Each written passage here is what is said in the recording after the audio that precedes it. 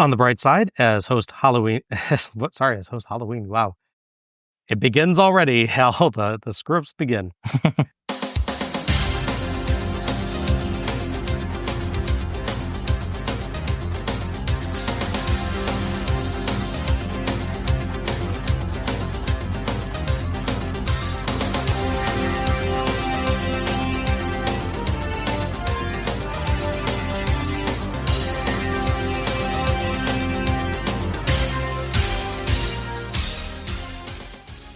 Hello, everyone, and welcome to Let's Go to the Ring, where we take a look at the good old days and not so good old days of World Championship Wrestling series by series. I'm your host, Bob Moore, and whoop, there Al is. Whoop, there I be, apparently. How's it going tonight, Al? It's going great. How about you? I'm doing all right. I was at such a loss for what I wanted to do for the show intro, and then I remembered that song being repeated incessantly on the 93 show constantly. Yeah, at least 4 times, I think, at Crowd Chance. There were a lot. Some associated with situations I was like, no, don't do that. Yeah. Tonight, we are taking a look at Halloween Havoc 1994. Witness the terrifying Rage in the Cage.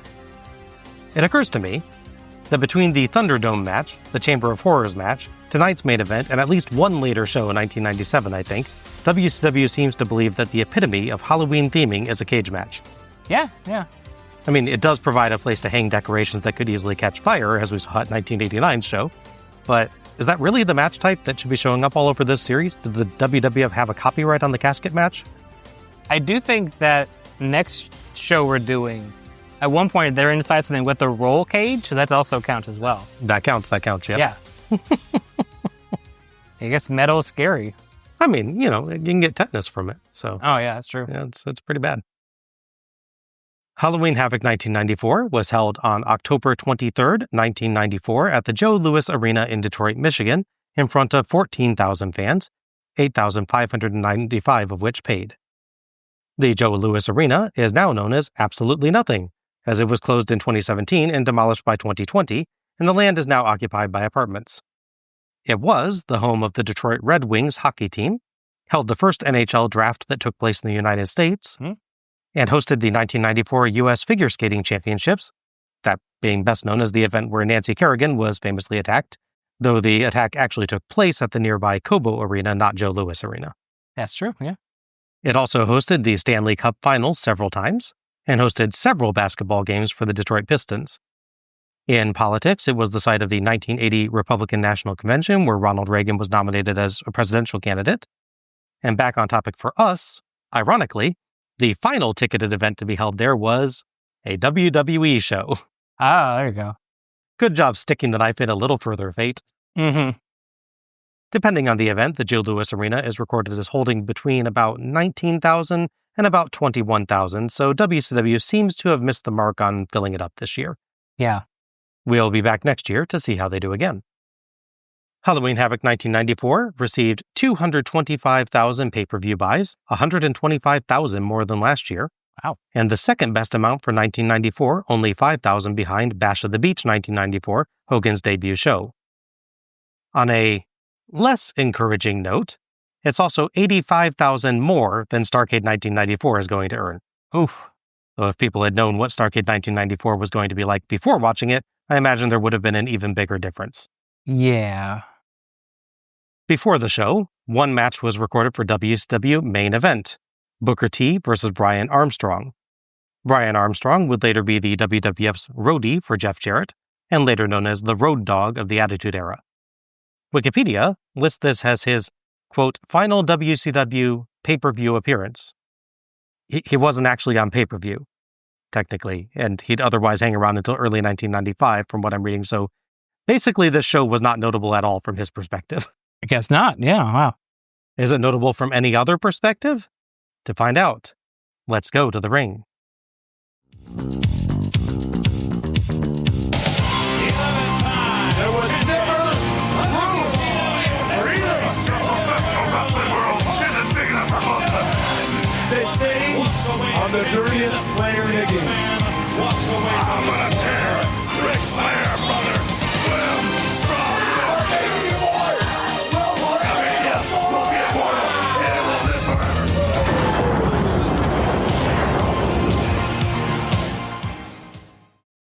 The opening video package cuts together clips of the feud between Hogan and Flair, using a rather stylish 4 vertical panels approach with clips sliding in intentionally out of sync with each other. I'm not in love with the kind of distorted audio it has for the promo quotes, though. It makes it kind of hard to follow what anyone is saying. Mm-hmm. I'm also not in love with the complete lack of Halloween theming. Yeah. I mean, last year we had a full-fledged, what we described as Goosebumps or Are You Afraid of the Dark style intro. Yeah. This time we get a decent but extremely normal video package. Did they finally pay for that graveyard from the last 3 years? Yeah, it's bizarre. I'm very sad about that. On the bright side, as host Tony Schiavone welcomes us to the show, we get the Halloween Havoc logo on one side of the screen and a moon on the other side, and then a shadow of a witch on a broom flies across the screen and passes in front of the moon, and live appears in front of it, just as Tony announces the show is live. Aren't pay-per-views always live on their initial airing? Well, not the New Japan Super shows. Okay, that's fair. That's fair, yeah. But I don't quite get why we needed to announce that specifically, but I'll take whatever spooky graphics I can get. Yeah. Tony claims the arena is jam-packed to the rafters, which it isn't, and builds up Hogan and Flair as the 2 greatest superstars professional wrestling has ever known and ever will know, as we get a shot of Muhammad Ali in the crowd. Mm-hmm. The then 52-year-old Ali, massively successful as both an amateur and professional boxer, of course, also had quite a few professional wrestling appearances over the years, including his famous non-scripted match against Antonio Inoki in 1976, his participation in the Collision in Korea event that we covered previously, and an appearance at WrestleMania 1 as a special guest referee for the main event, among others. Oh, yeah. He gives a very nice smile for the camera and seems happy to be there. We cut to Tony, who introduces his co-commentator, Bobby the Brain Heenan, as well as Mean Gene Okerlund. Tony has a mullet, Heenan has a neck brace, and Gene looks like Gene has always looked, probably even in 2nd grade. Tony and Gene agree that this is a major, historic night, and Heenan chimes in that Detroit makes a lot of history, naming Motown music, and then rapidly name-dropping a number of stars in various sports and pro wrestling stars, but says all of that will be forgotten. Gene notes the Nancy Kerrigan attack taking place at nearby Cobo Hall as well. Thanks, Gene. Heenan says the only thing people will remember is that Hulkamania ends here tonight, then makes kind of a perplexing statement that if he were a betting man, he'd take Hogan with him to Vegas as Hogan has that kind of luck, but he'd rather go down the road with Flair as he'd have a better time. I'm not quite sure how all of those thoughts interacted. I think he's trying to say that Hogan's been lucky all this time, and Flair's going to put an end to that luck. I guess so, yeah. I think it's the end goal of that. Yeah, I think he doesn't quite get where he went and wanted to go with it, but it's a good attempt. He says Flair will always be his champ. Gene, indicating his neck brace, wishes Heenan luck with his insurance scam. Heenan tells him to shut up. Tony cues Gene to talk up the hotline, so 1-900-909-9900. Apparently, the first guest is Sting, who will be talking about why he wasn't at Halloween Havoc, and is answering questions backstage now. Heenan looks confused, perhaps wondering, like me, why Gene is talking about Halloween Havoc airing live in past tense and claiming Sting isn't there when he's right backstage. Yeah, I was wondering that myself. T. Graham Brown sings the national anthem wearing an unusual shirt featuring black and gray checkerboard pattern with multicolored streaks over top, blending into actual colorful checkerboard near the shoulders. A dude in the crowd, dressed like Hogan, intensely salutes another audience member's flag motif cloth. Brown, incidentally, started out singing advertising jingles, but eventually released 12 albums, the latest in 2020, and was inducted into the Grand Ole Opry in 2024. He does a perfectly serviceable national anthem, and we get fireworks. So our first match is the Honky Tonk Man versus Johnny B. Bad for Bad's WCW World Television Championship. The referee for this one is Nick Patrick, with Nick Patrick's mustache. Our story began back in 1991 when Honky Tonk Man left the WWF. He tried to debut in a company called the UWF, one of many companies called that. However, before his promo could actually run, because he had pre-taped, WWF's like, you can't be Honky Tonk Man, we own that. So they just never ran it, he never debuted for the company. Oh, jeez. So here we are back in 1994, and I guess things have worked out because he's a Honky Tonk Man again. No changes whatsoever. Yeah. He's not, the Tonky Honk Man or something. Try to flip it around to get past, the attorneys. Considering this is the same year that WCW tried to do the Big Boss Man as the boss and expected not to get sued about that. Mm-hmm. I would not have put it past them, but I guess he must have worked something out. Yeah, somewhere after Arachnaman. Yes. I wish he was on more shows. I do too.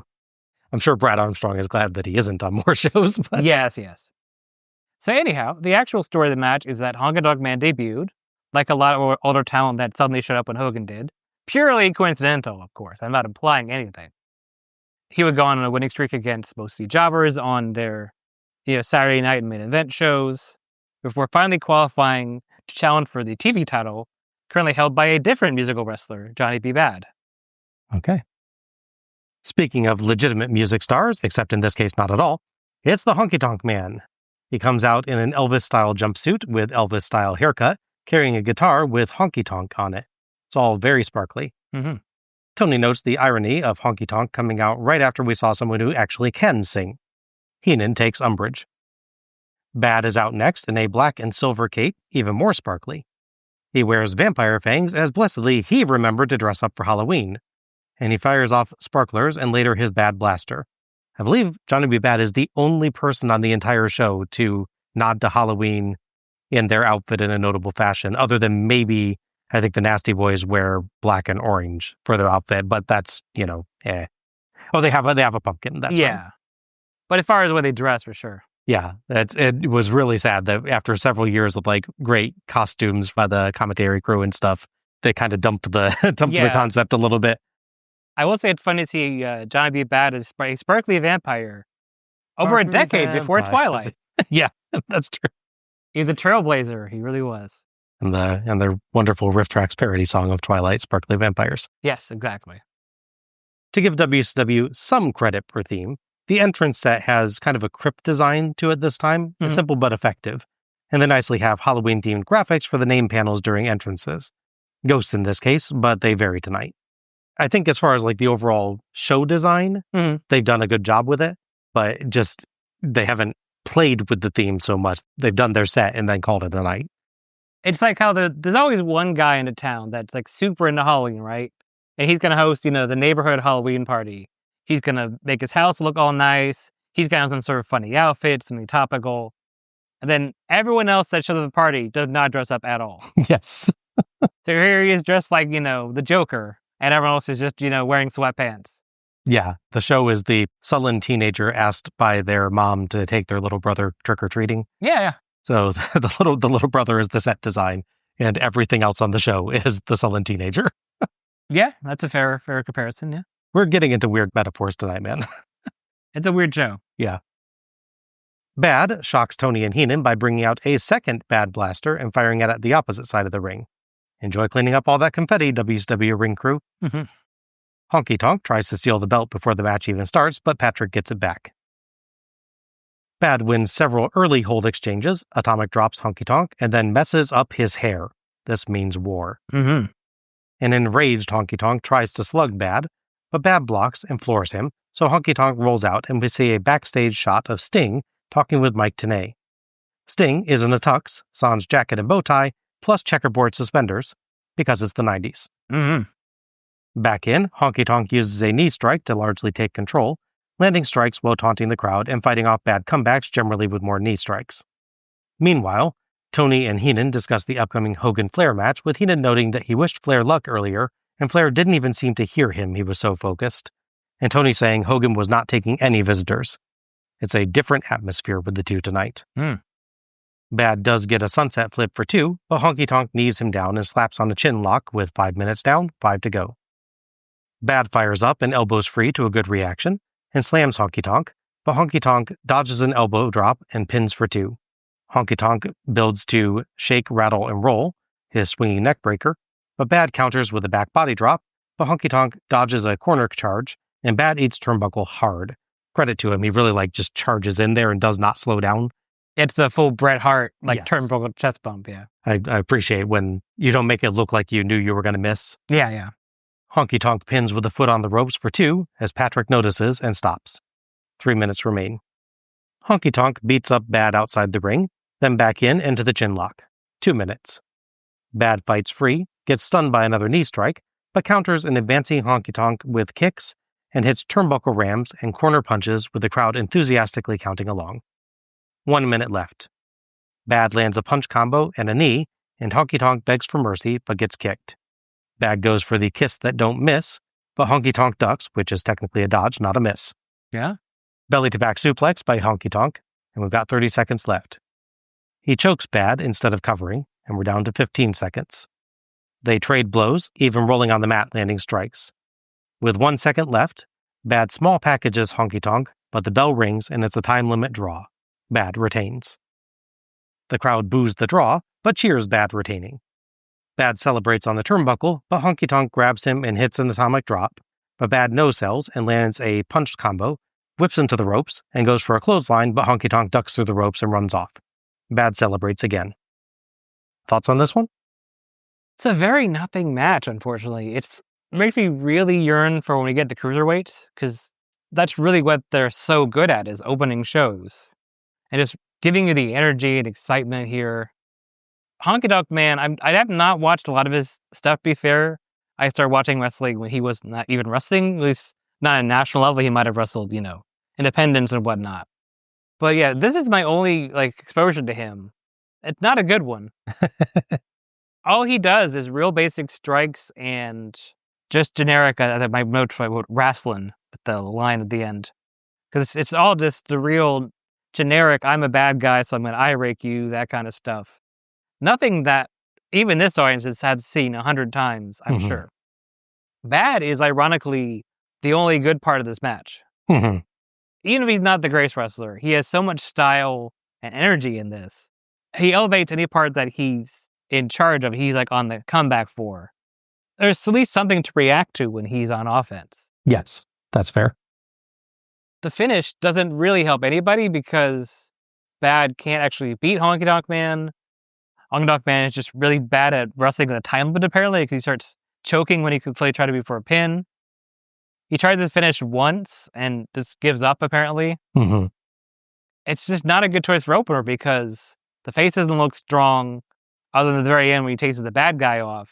There's no decisive finish, and it's not like it's a fun heel to watch. It's not like later 90s, Kevin Nash, Scott Hall or something, where, you don't like them because they're bad guys, but at least they're entertaining. Yeah. This is definitely a show where I feel like and I'll get to it obviously more later, if they'd switched the first and second match of the show, would have been a lot better. That's fair. I think I would agree with that, yeah. I felt like this was shaping up to be a fun opener. It wasn't fast, but both guys had tremendous character and did a great job playing to the crowd and getting maximum reaction for their moves and taunts. But unfortunately, it just got very, very repetitive, mostly due to Honky Tonk Man at some point deciding 90% of his offense should be chin locks. Bad had really good babyface fire, and Honky Tonk had a great cocky heel persona, but there just wasn't much going on in terms of the action, and as a result, it went from being a fun, big personalities showdown to two guys sitting on their butts on the mat for a while. I feel like Honky Tonk is a great personality, but he's all personality, no ring work. Yeah. He would have been an excellent manager, but maybe should not have been a straight up wrestler, at least if this is his full style. Like you, I don't have a ton of exposure to his matches. So if you really love the Honky Tonk Man's performances, know that we're judging from basically having seen this one match. Yes. So it's entirely feasible that there's something else in his career that is just an amazing in-ring performance that we would both love if we saw it. But just off of this one, all I can say is it feels like he's all character, no actual wrestling. I think a telling thing with Honky Tonk Man is, when you think of him, is there a match you picture at all? I think the only thing I can say to that is maybe isn't he's the one that ends up getting beaten by Warrior really quickly. Correct. Yeah. And again, that's more of a character moment than a straight up match, right? So, that's the first thing I think of when the Honky Tonk Man. Oh yeah, he held the title, he had the record forever until he gets beaten up in 30 seconds by Ultimate Warrior. Yeah, I think he's an amazing character and does a very good job with the gimmick in that respect. But in terms of the actual wrestling, he feels like it's not that he does anything badly. It's just that he doesn't seem to have that many different things that he wants to do. Yeah. The character thing, I think, as well, there's a difference between him working regionally. I think you're working Southern Territories that really works well. I don't know how this other plays off nationally.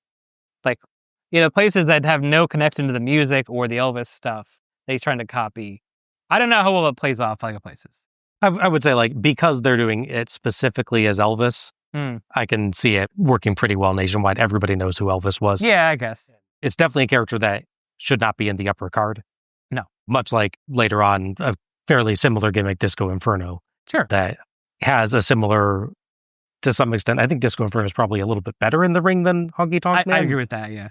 But also has a similar balance more towards his character than his in-ring performance. And that will get you reliably on a card. Yes. It won't necessarily get you up the card too much. And that's not necessarily a bad thing. Like, you need people filling up your lower card as well. Obviously, and that's a good place to have some fun comedy gimmicks and things like that. But he has a particular limit beyond which I don't think he would be going. And also his in-ring work, I think, has a particular limit beyond which he won't be going. Mm-hmm. The ending sequence I did feel was pretty fun, though it was fairly obviously telegraphed that they were going to go for the draw. Mm-hmm. They didn't even try to time it out precisely, just brawled until it was close to time and then did a pin that blatantly didn't have time to be counted. Yeah. Much like the rest of the match that had good character, I enjoyed the emotion of the final brawl. Sure. But it wasn't really much of a match design. I did have fun seeing Honky Tonk here, but ultimately I agree this was not a good opening match. Mm-hmm. This would lead, of course, to a rematch because this was a non-decisive finish. Again, great way to open your show. Non-decisive finish for either character. Yeah. The match would take place at the next Clash Champions, Clash 29. It would end in disqualification, where Honky Tonk Man, despite being a veteran heel, somehow gets caught cheating. Like, the one thing he must be good at is not getting caught cheating. This was designed to set up yet another match, which is the rematch, or I guess the rematch in this case, at Starrcade 1994, which, as we know from having already covered this show long ago, doesn't take place because Honky Tonk Man refuses, apparently, to lose to Johnny B. Bad in the build-up to it. That leads to him being fired by Eric Bischoff, who, in one review, said the happiest he's been firing somebody has been Honky Tonk Man. And in his defense, Honky Tonk Man did reply to that, saying something along with, I'm glad I brought you joy, or something like that. So, he took it in stride. We got back to the commentary team, and Heenan claims that if it had gone another 30 seconds, Honky Tonk would have beaten Bad. But Tony looks very skeptical and says he's not so sure about that. Tony mentions the next match is for the World Tag Team Championship, but throws first to a video package building up Hogan versus Flair, as we are hard selling that tonight. Mm-hmm. As Tony asks who could forget what happened at Clash of the Champions, Heenan sneaks in you probably will. I had to cut myself off on including Heenan lines tonight because he has so many good ones through the show. Yeah. The video package, narrated by Gene Okerlund, goes over Hogan being assaulted repeatedly by masked men during his feud with Flair, as well as suspicions that guest referee for tonight's Hogan versus Flair match, Mr. T, might be in cahoots, after T was seen with Flair coming out of Michael Jordan's restaurant in Chicago, Illinois. This, by the way, would be the Michael Jordan's restaurant, not Michael Jordan's steakhouse. The former is a sports bar and restaurant that operated from 1993 to 1999, to which Jordan reportedly only licensed his name, though he did frequently dine there himself. He didn't have an ownership stake. Gotcha. The latter is a fine dining restaurant group that he reportedly founded himself. Huh? The steakhouse, by the way, is said not to have basketball memorabilia like the restaurant once did, but you can apparently get a cocktail with Jordan's famous Jumpman logo drawn in the foam. Oh, okay. I've seen a picture of it. It's actually kind of cool. Okay. It probably is extremely expensive, but I would bet. Back to the commentary team. Tony says a lot of questions need to be answered. Heenan says it just hit him. He's been concerned if Flair's career might end tonight, but Hogan has a bad knee. Flair knows it, and Flair will continue to walk the aisle. Tony says they'll talk to both wrestlers later on before the match, and throws to the next match. So our second match is Pretty Wonderful, Pretty Paul Roma and Mr. Wonderful Paul Orndorff, versus Stars and Stripes, The Patriot and Marcus Alexander Bagwell, for Stars and Stripes WCW World Tag Team Championship. Referee for this one is Randy Anderson. It's a pretty straightforward one this time. They're really trying to build the division as being highly competitive with the eliminator teams that they have here. As such, on our last big show, Stars and Stripes won the tag titles off of Pretty Wonderful. So now this natural buildup is the heels coming back in the return match, trying to get the titles back they had. Nothing more than that. Short but sweet. Yeah. Orndorff and Roma maintain our sparkly entrance gear streak for the night, with an excellent black and gold robe and a nice red and silver jacket, respectively. As a side note, I recently found out that a guy at my church was friends with one of Paul Orndorff's kids growing up. Kind of like your dad being friends with the Savages, though in this case, the kid of the wrestler instead of, Still cool, yeah. We get a very good shot of the stage between the entrances, revealing that aside from the main crypt design for the entryway and screen, there's a number of tombstones as well. It's a pretty nice set overall. Mm-hmm. Bagwell and Patriot break the sparkle streak, but their American flag-themed outfits are still good. Interestingly, this may be an inaccurate use of the word interestingly, but I'm going to go with it anyway. Okay. Their jackets are oriented in the same direction, Yes. but their tights are swapped. Mm-hmm. Bagwell's stars are on the right and the stripes are on the left, and Patriot's are reversed. Mm-hmm. Yeah. They would have an easy chance doing something for the Halloween theme. Just give Bagwell the big top hat and the Uncle Sam beard. Yes. If he had already been doing the top hat thing, I imagine they would have done that, but obviously this is years before he decides to turn into another jerk. Patriot's mask is extremely busy. Yes. So it has a gold background on one side, black on the other, black highlights around the eyes, nose, and mouth on one side and gold on the other, all in the form of an eagle with a blue head, plus American flags on both sides, and stars on a red background on top. It doesn't look bad, it's just a lot, and it's weird that it's not just red, white, and blue, considering his theme. Yeah. Tony points out that Bagwell was in much the same position last year, entering Halloween Havoc as defending tag champ only to lose it to the Nasty Boys. Some people might call that a bad omen. Yes. Patriot and Orndorff start, and grapple along the ropes until the ref calls for a break. Patriot breaks clean. Heenan insists that Patriot must be Al Gore. No, but give it a few years and Bill Clinton will show up, in a manner of speaking. True. Roma charges in, and Patriot and Bagwell win a brawl. Patriot and Bagwell pinball Orndorff with punches, but he crawls to Roma and tags. Patriot tags Bagwell, who works the arm a bit but gets stunned and slammed, and Roma hits a fist drop. Patriot leads a USA chant against Roma from New York and Orndorff from Florida. I didn't know we were foreign now. Yeah, apparently so. Bagwell and Patriot trade off and earn 2 counts with a Bagwell crossbody, double hip toss, and a Bagwell sunset flip, but Orndorff and Roma take over and trade off wearing Bagwell down while they, and accidentally Patriot, distract Anderson from shenanigans. Bagwell lands strikes and tags Patriot, who smashes Roma with a corner clothesline and takes him down for 2, works the arm, and tags Bagwell, who immediately gets pulled face first into the turnbuckle. Roma and Orndorff trade off beating him up again. Heenan, referencing the death of Hulkamania, asked Tony what he would want on his tombstone. Quoth Tony, "He put up with the brain for as long as he could."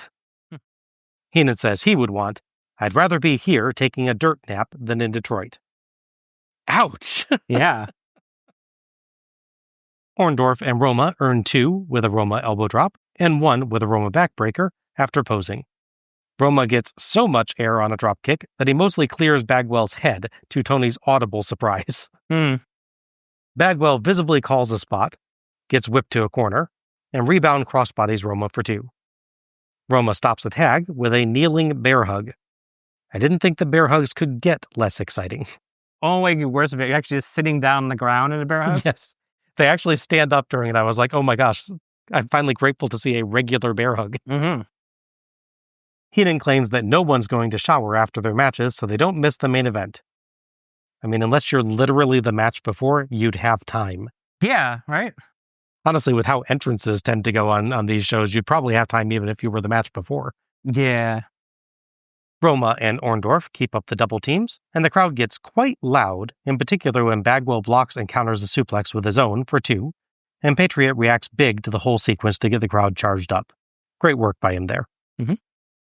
Bagwell backslide for 2, and he finally gets a boot up on a charge and puts Orndorff in a sleeper, but Roma comes in and slugs him, drawing Patriot in.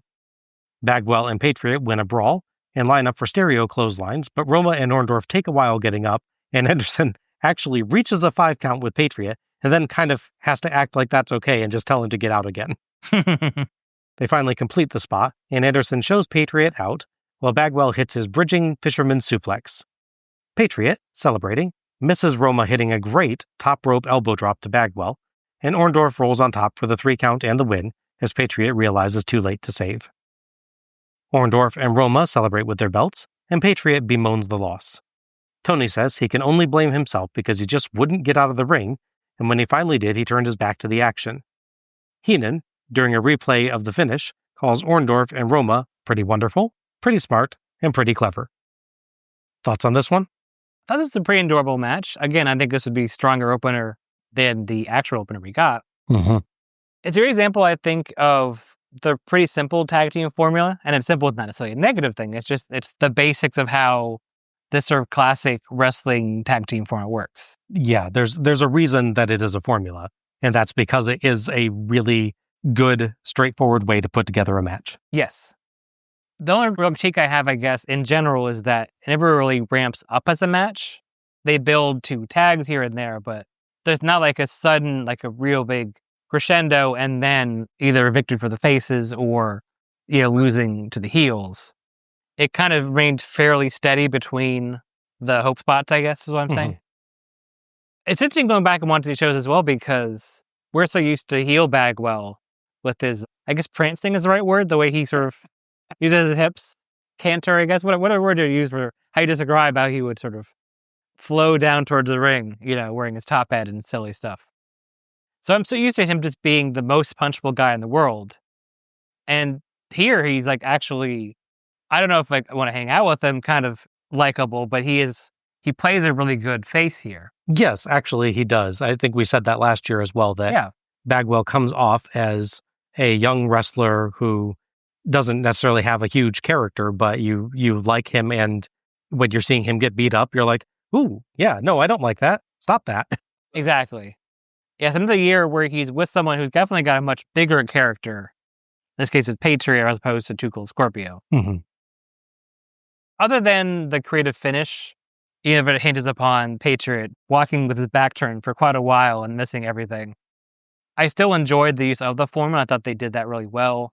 Clearly, the crowd does build up for the hot tag, so it works. That's what you want. You could argue maybe they went back to it once too many, perhaps, but overall, I think it's a pretty adorable match. It's funny because I don't love Roma or Bagwell. I don't really know enough about Patriot other than limited watching him in WWF in like 97, 96. And as you know, my track record with Orndorff is hit or miss. So I like this match more than I thought I would, given the people involved. So fair play to them. Yeah, I thought this was a perfectly solid tag match. There's nothing exceptional, but is reasonably good. I like that they kind of teased the face in peril bit with Bagwell early, but didn't actually go for it for another minute or two. True. He gets in trouble briefly, escapes, then gets back in and gets in trouble again, and that's the actual one. Mm-hmm. It felt earned when they finally got to that part, as it came after some major hits. Yeah. The early face control section felt a little bit repetitive with a lot of arm work that set up nothing in particular, though. Yeah.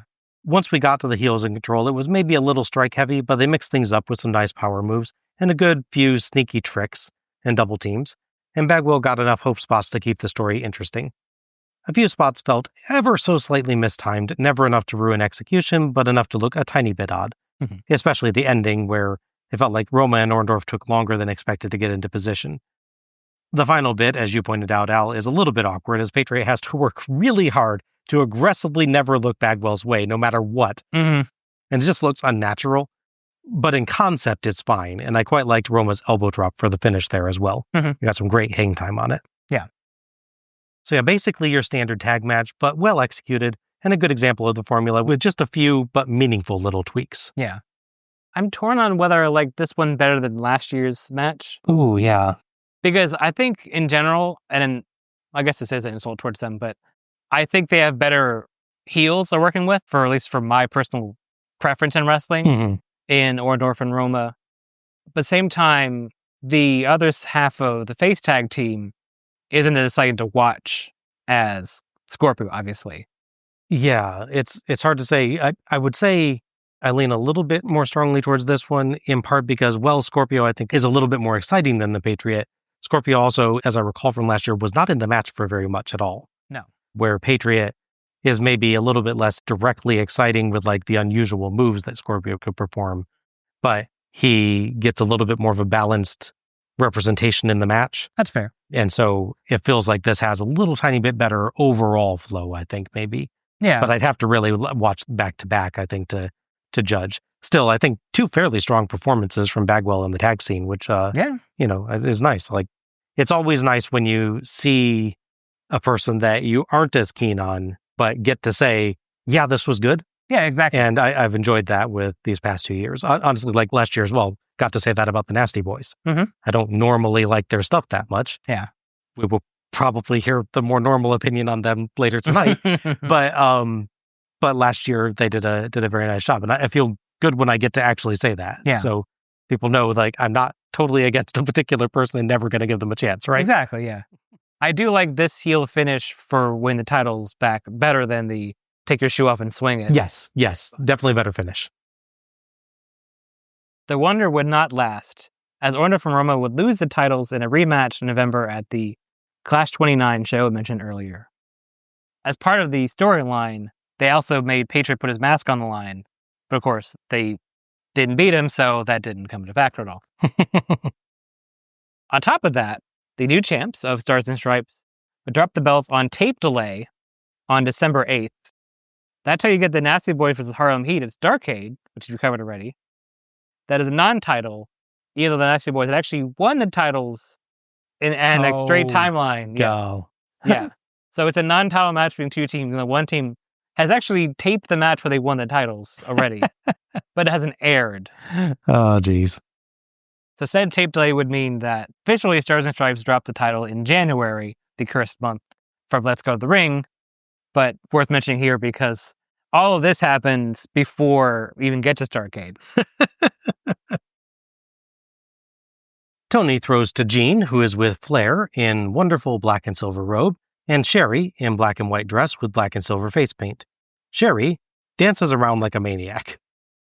I thank you very much, Tony Schiavone. I'm back at the locker room area with the perennial, yes, matter of fact, 11-time WCW heavyweight champion. He is the Nature Boy, Ric Flair. He is, of course, accompanied by sensuous Sherry. I don't know if she can keep a lid on it or not, Flair, but this has got to be the biggest night of your career.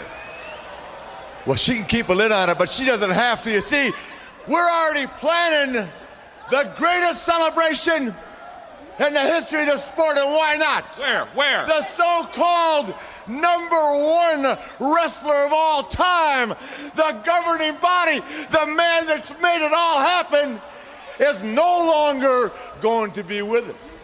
You see, Hogan, and I'm directing this at you and the entire pay-per-view world. Hulk Hogan, tonight it comes to an end, courtesy of this limousine-riding, kiss-stealing, wheeling-dealing, jet-flying son of a gun that just happens to be the greatest wrestler of all time. Don't you get it? Don't look at the videos. Don't look at old tapes. Look at what's happening today. My butt and your butt, it's on the line. 2 of us walk that aisle. 2 of us get in the ring. 2 of us battle. 1 of us walks out. Unquestionably, undeniably, the greatest of all time. The other one, you're out of here, brother. It's into the sunset. It's gone. It's history. It's no more. Now, does the Queen, do we look like we're ready for the history book?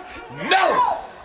Queen, have we got a game plan? We got a game plan. Are we ready to go? We're ready to go. The price right. The price is right. Am I the Nature Boy? Ric Flair, are you the Queen? I'm the Queen. Are we gonna beat Hulk Hogan? We're gonna beat Hulk Hogan. In just a few hours, sayonara. Woo! All right, I thank you very much, sensuous Sherry and the Nature Boy. Very confident now at the 11th hour. Let's get back to Tony and Bobby inside.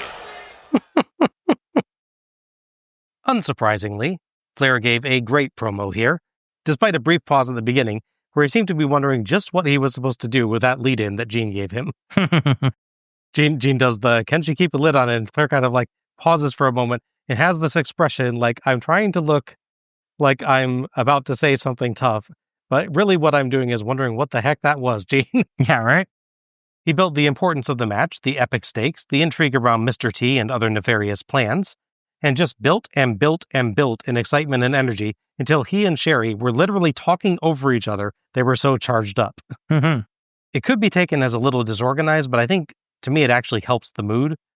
These two are so supremely confident and looking forward to success, they are already exultant. Yeah. Super excitable Sherry worked really well here, too, and both she and Flair spoke so fast, and she moved so much that Gene had trouble pointing the microphone at the right one at the right time. It was really fun to watch. Absolutely, yeah. It's your classic crazy Flair promo. You gotta love him. Yeah, definitely. Tony says they're indeed confident and points out Flair asking if the price was right. Maybe they have gotten to Mr. T. Heenan says it's not let's make a deal. No one's going to get zonked or wear a stupid outfit. These boots are made for walking and Hogan's going to walk, or crawl, out of the Joe Louis arena. He can go back to Hollywood and do whatever he wants, but that jet flying, etc., Ric Flair is going to do it tonight, right here. He actually almost says son of a He does, yes. rather than son of a gun, but catches himself just in time. Tony says Flair put his career on the line because of Hulkamaniac Dave Sullivan, and Heenan laughs spitefully. Tony throws to a video package building up the feud between Dave and Kevin Sullivan. Kevin Sullivan doesn't like that his brother Dave is hanging around with Hulk Hogan. Hogan encourages Dave to stand up for himself via punching Kevin.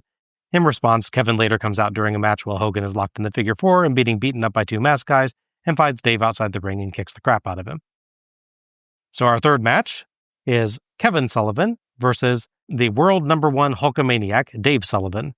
The referee for this one is Nick Patrick with Nick Patrick's mustache.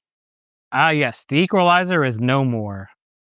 He has now become Dave Sullivan, the dyslexic brother of Kevin Sullivan.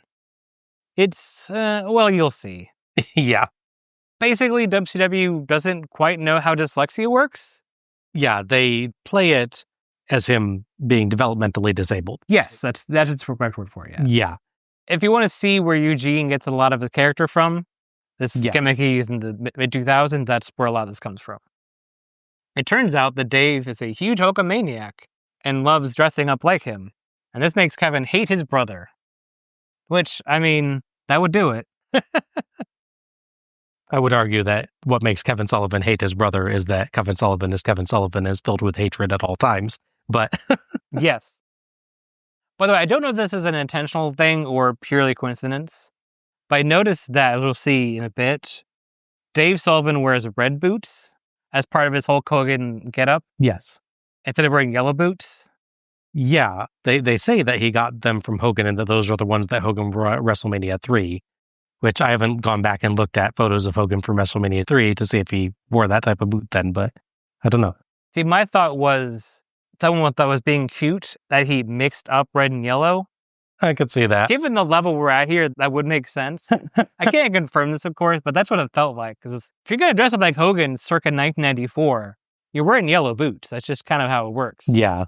So he's either not fully committed to it and wearing his regular red boots, which is possible, or someone thought this was clever. Yeah. Sullivan, in quite nice purple robe, is announced as seeking sanctuary in the Conch Republic. If you'd like to know about the Conch Republic, we covered that in our episode on Slamboree 1995. Suffice to say, it's a bit weird to be seeking sanctuary in a place and not, stay in that place. Yeah. People don't normally seek sanctuary at an embassy and then take a quick trip down to the local Publix for some groceries, Mm-hmm. Yeah. Tony builds up Dave will have a brand new song as he comes to the ring. Oh no. Yeah.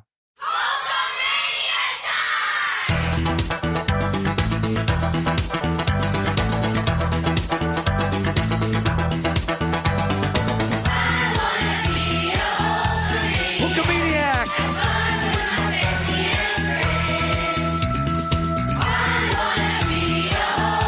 Hooks the rule! Yep, Dave comes out dressed in backwards ball cap and yellow and red robe, Hogan's colors, with Hogan's face on the back, to I Wanna Be a Hulkamaniac, a song which features a chorus over a basic beat and MIDI-sounding notes, plus Hulk Hogan rapping, Yes, really. About how to be a good Hulkamaniac, which it turns out is basically the kind of advice you get from 1980s anti-drug cartoons and kids' safety shorts and such, including train, say your prayers, eat your vitamins too, just pick good friends to be with you, when a dealer tried to push on you, just tell him what you're going to do, and of course, always go swimming with a buddy, work real hard, and always study. There's apparently more than one version, both seemingly with Hogan rapping, but one with a mixed chorus and one with a kids chorus, each singing, I want to be a Hulkamaniac, have fun with my family and friends. So yeah, definitely a hit wrestling theme song there. Yeah, the one with the kids singing is the one that's ingrained in my memory because of the octave they sing at, because they are children. Blessedly, Tony and Heenan talk over much of it as we get shots of kids in Hulk Hogan merch in the crowd who show basically no reaction to Dave Sullivan, #1 Hulkamaniac, and his awesome song. To be fair, one does kind of pump a fist a couple times. Mm-hmm. Kevin attacks before Dave can get his robe off, but Dave land strikes and knocks Kevin through the ropes, takes off his robe and Hogan-style shirt, and chases Kevin and beats him up. This is where Tony notes Dave's autographed boots from Hogan, which he says Hogan wore beating Andre the Giant, and Heenan, who managed Andre for that match, says not to talk about that. The boots are signed, by the way. You see that as a close-up. Okay. Kevin sells wobbly like a champ, and Dave plays Rent-A-Hogan. Heenan says Dave needed Kevin's discipline and gives parenting advice involving 2x4s and motor oil that leaves Tony aghast. Kevin sends Dave through the ropes and runs him into the ring post, then beats Dave up, stuffing a Hogan bandana in Dave's mouth and hitting his double stomp. Kevin cups an ear in Hogan style and gets mixed cheers and boos, then double stomps Dave again and gets more solid boos. Kevin up top, but Dave Flair karmas him, crams the bandana in his mouth, takes the bandana back out for some reason, and uses an awkward clothesline in the big boot, which Kevin sells by spinning around and flopping across the ring to get near the fallen bandana that he needs for the next spot. Kevin grabs the bandana and mimes putting it on, and his earnest, heartfelt eyes slowly convince Dave that his brother has changed, so Dave affectionately pats Kevin's head. So Kevin slugs him, obviously. Yes. I like to think that Kevin really was coming around, but then he took the head pat as a crack about him being short and got mad. Sure. Kevin drags Dave out, and they fight. Kevin shoves Dave to the ring post, but Dave quickly scrambles into the ring, and Kevin fails to enter before 10, so Dave wins by countout. Dave hugs Patrick outside as Patrick announces his win, and Kevin shows his displeasure inside by jumping once. As one does. Yes. Unfortunately, we have to hear Dave's song again. Mm-hmm. Thoughts on this one? It's not very good. I'll just go the obvious stuff first. My note I wrote for is that it's a fight that's mostly story. The problem is that it's a story featuring Dave Sullivan, so I really don't care. If I'm supposed to go, okay, well, it's just basic punches and strikes, but I'm really invested in this character, fine. But obviously, in case you can tell, I'm not invested in Dave Sullivan. Kevin does try some stuff throughout that does, I think, help. Raises above being the worst things we've seen. Like, it's not like when Hogan's buddy's a man with no name, he could beat up by Kevin Sullivan. That's so much worse, yeah. Yeah, so there are levels to this. Yeah, this is not like the Zambui Express match from the Starcade series that still lives in my nightmares or anything. Yes. They don't really screw anything up in this. It's just dull. Yeah, exactly. Not a mess. I would forgive this match to a certain degree if the story stuff actually paid off like what you would think. So okay, Kevin gets beat up and then does the pantomime, he's come back around with the headband on. If he attacked him and then somehow managed to win the match, I'd be like, okay, sure, that's what they're going for. He outsmarted his brother by being evil, and then maybe, Dave gets his heat back by beating him afterwards. Yeah, or vice versa. You could have that finally ticks off Dave enough that he's like, I will never forgive this man, and I actually do just pound the ever-living crap out of him and pin him. This needed a definitive ending. Yes. As it is, they had this whole thing where he might be a good guy. Oh no, he betrayed him again. And then they just go back to fighting outside. And the story of the match is Dave Sullivan apparently outsmarts Kevin, which is not the story I thought they would go for. Yeah, fair. Kevin just isn't good at hearing people count, I guess. I don't know. Maybe in the Conquer Republic, it's different schools. Maybe it's 9, and then a few more numbers, then 10. So he's like, oh, it's 9. I got plenty of time. Yeah, Conquer Republic actually includes imaginary numbers in counting. Oh, gotcha. So yeah, that's it. He got used to the laws there, and that worked against him, unfortunately. Yeah. Not much action of note, and then a silly count-out finish that helped nobody. Yeah, like you said, this was super basic, just simple strikes with any bigger stunts or more complex moves coming from Kevin, while Dave imitated Hulk Hogan without even doing most of his poses or a real Hulk up. Yeah. I did get a good chuckle out of Kevin managing to convince Dave that he was on his side via bandana miming. Mhm. And Kevin honestly did some good facial acting there. He looked so sincere. Yeah. No, man, I'm your brother. I'm really am coming around to this. Look, I'm totally gonna put it on. Yeah. I'm gonna put it on. Please ignore the fact that this thing is too small for my head. Yeah. Otherwise, this felt like a really simple rookie match that you'd see on TV. They could have done a lot more with this to really pile on the Hogan act, but maybe they were worried it would start feeling like parody or something. Mhm.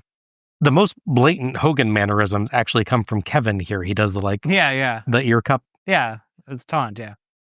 And like you said, why does this end with a count out? Yeah. Either have Kevin do something nefarious and beat Dave, or have him get the advantage but Dave do the Hulk up big boot leg drop win.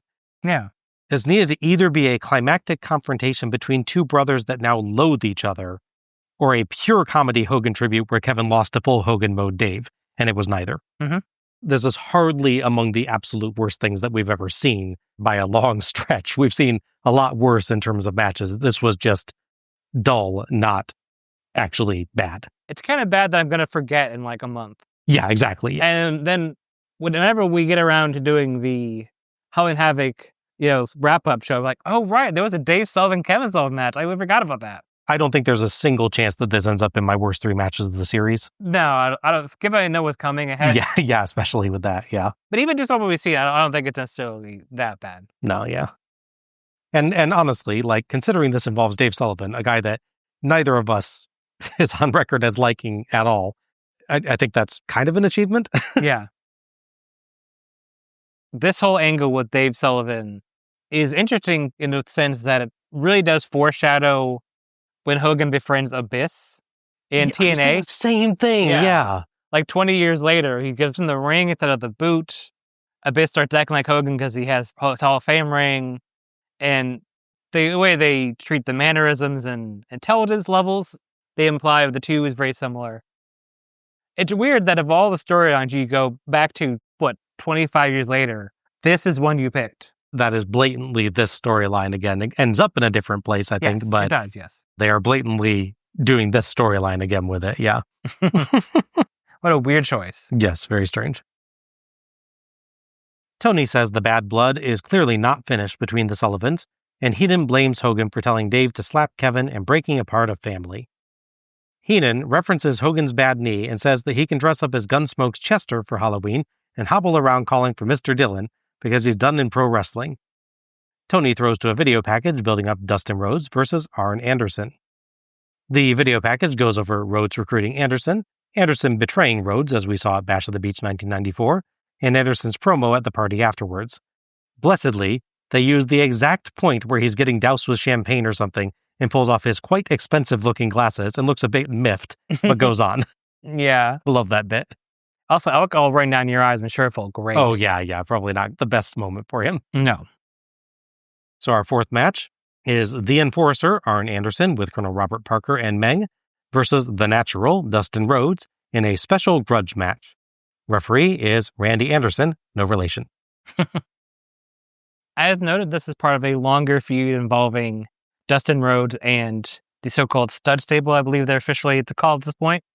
It would build up to the previous show. Dustin get his father, Dusty, back in a match, as well as the Nasty Boys, which we'll play into the story later.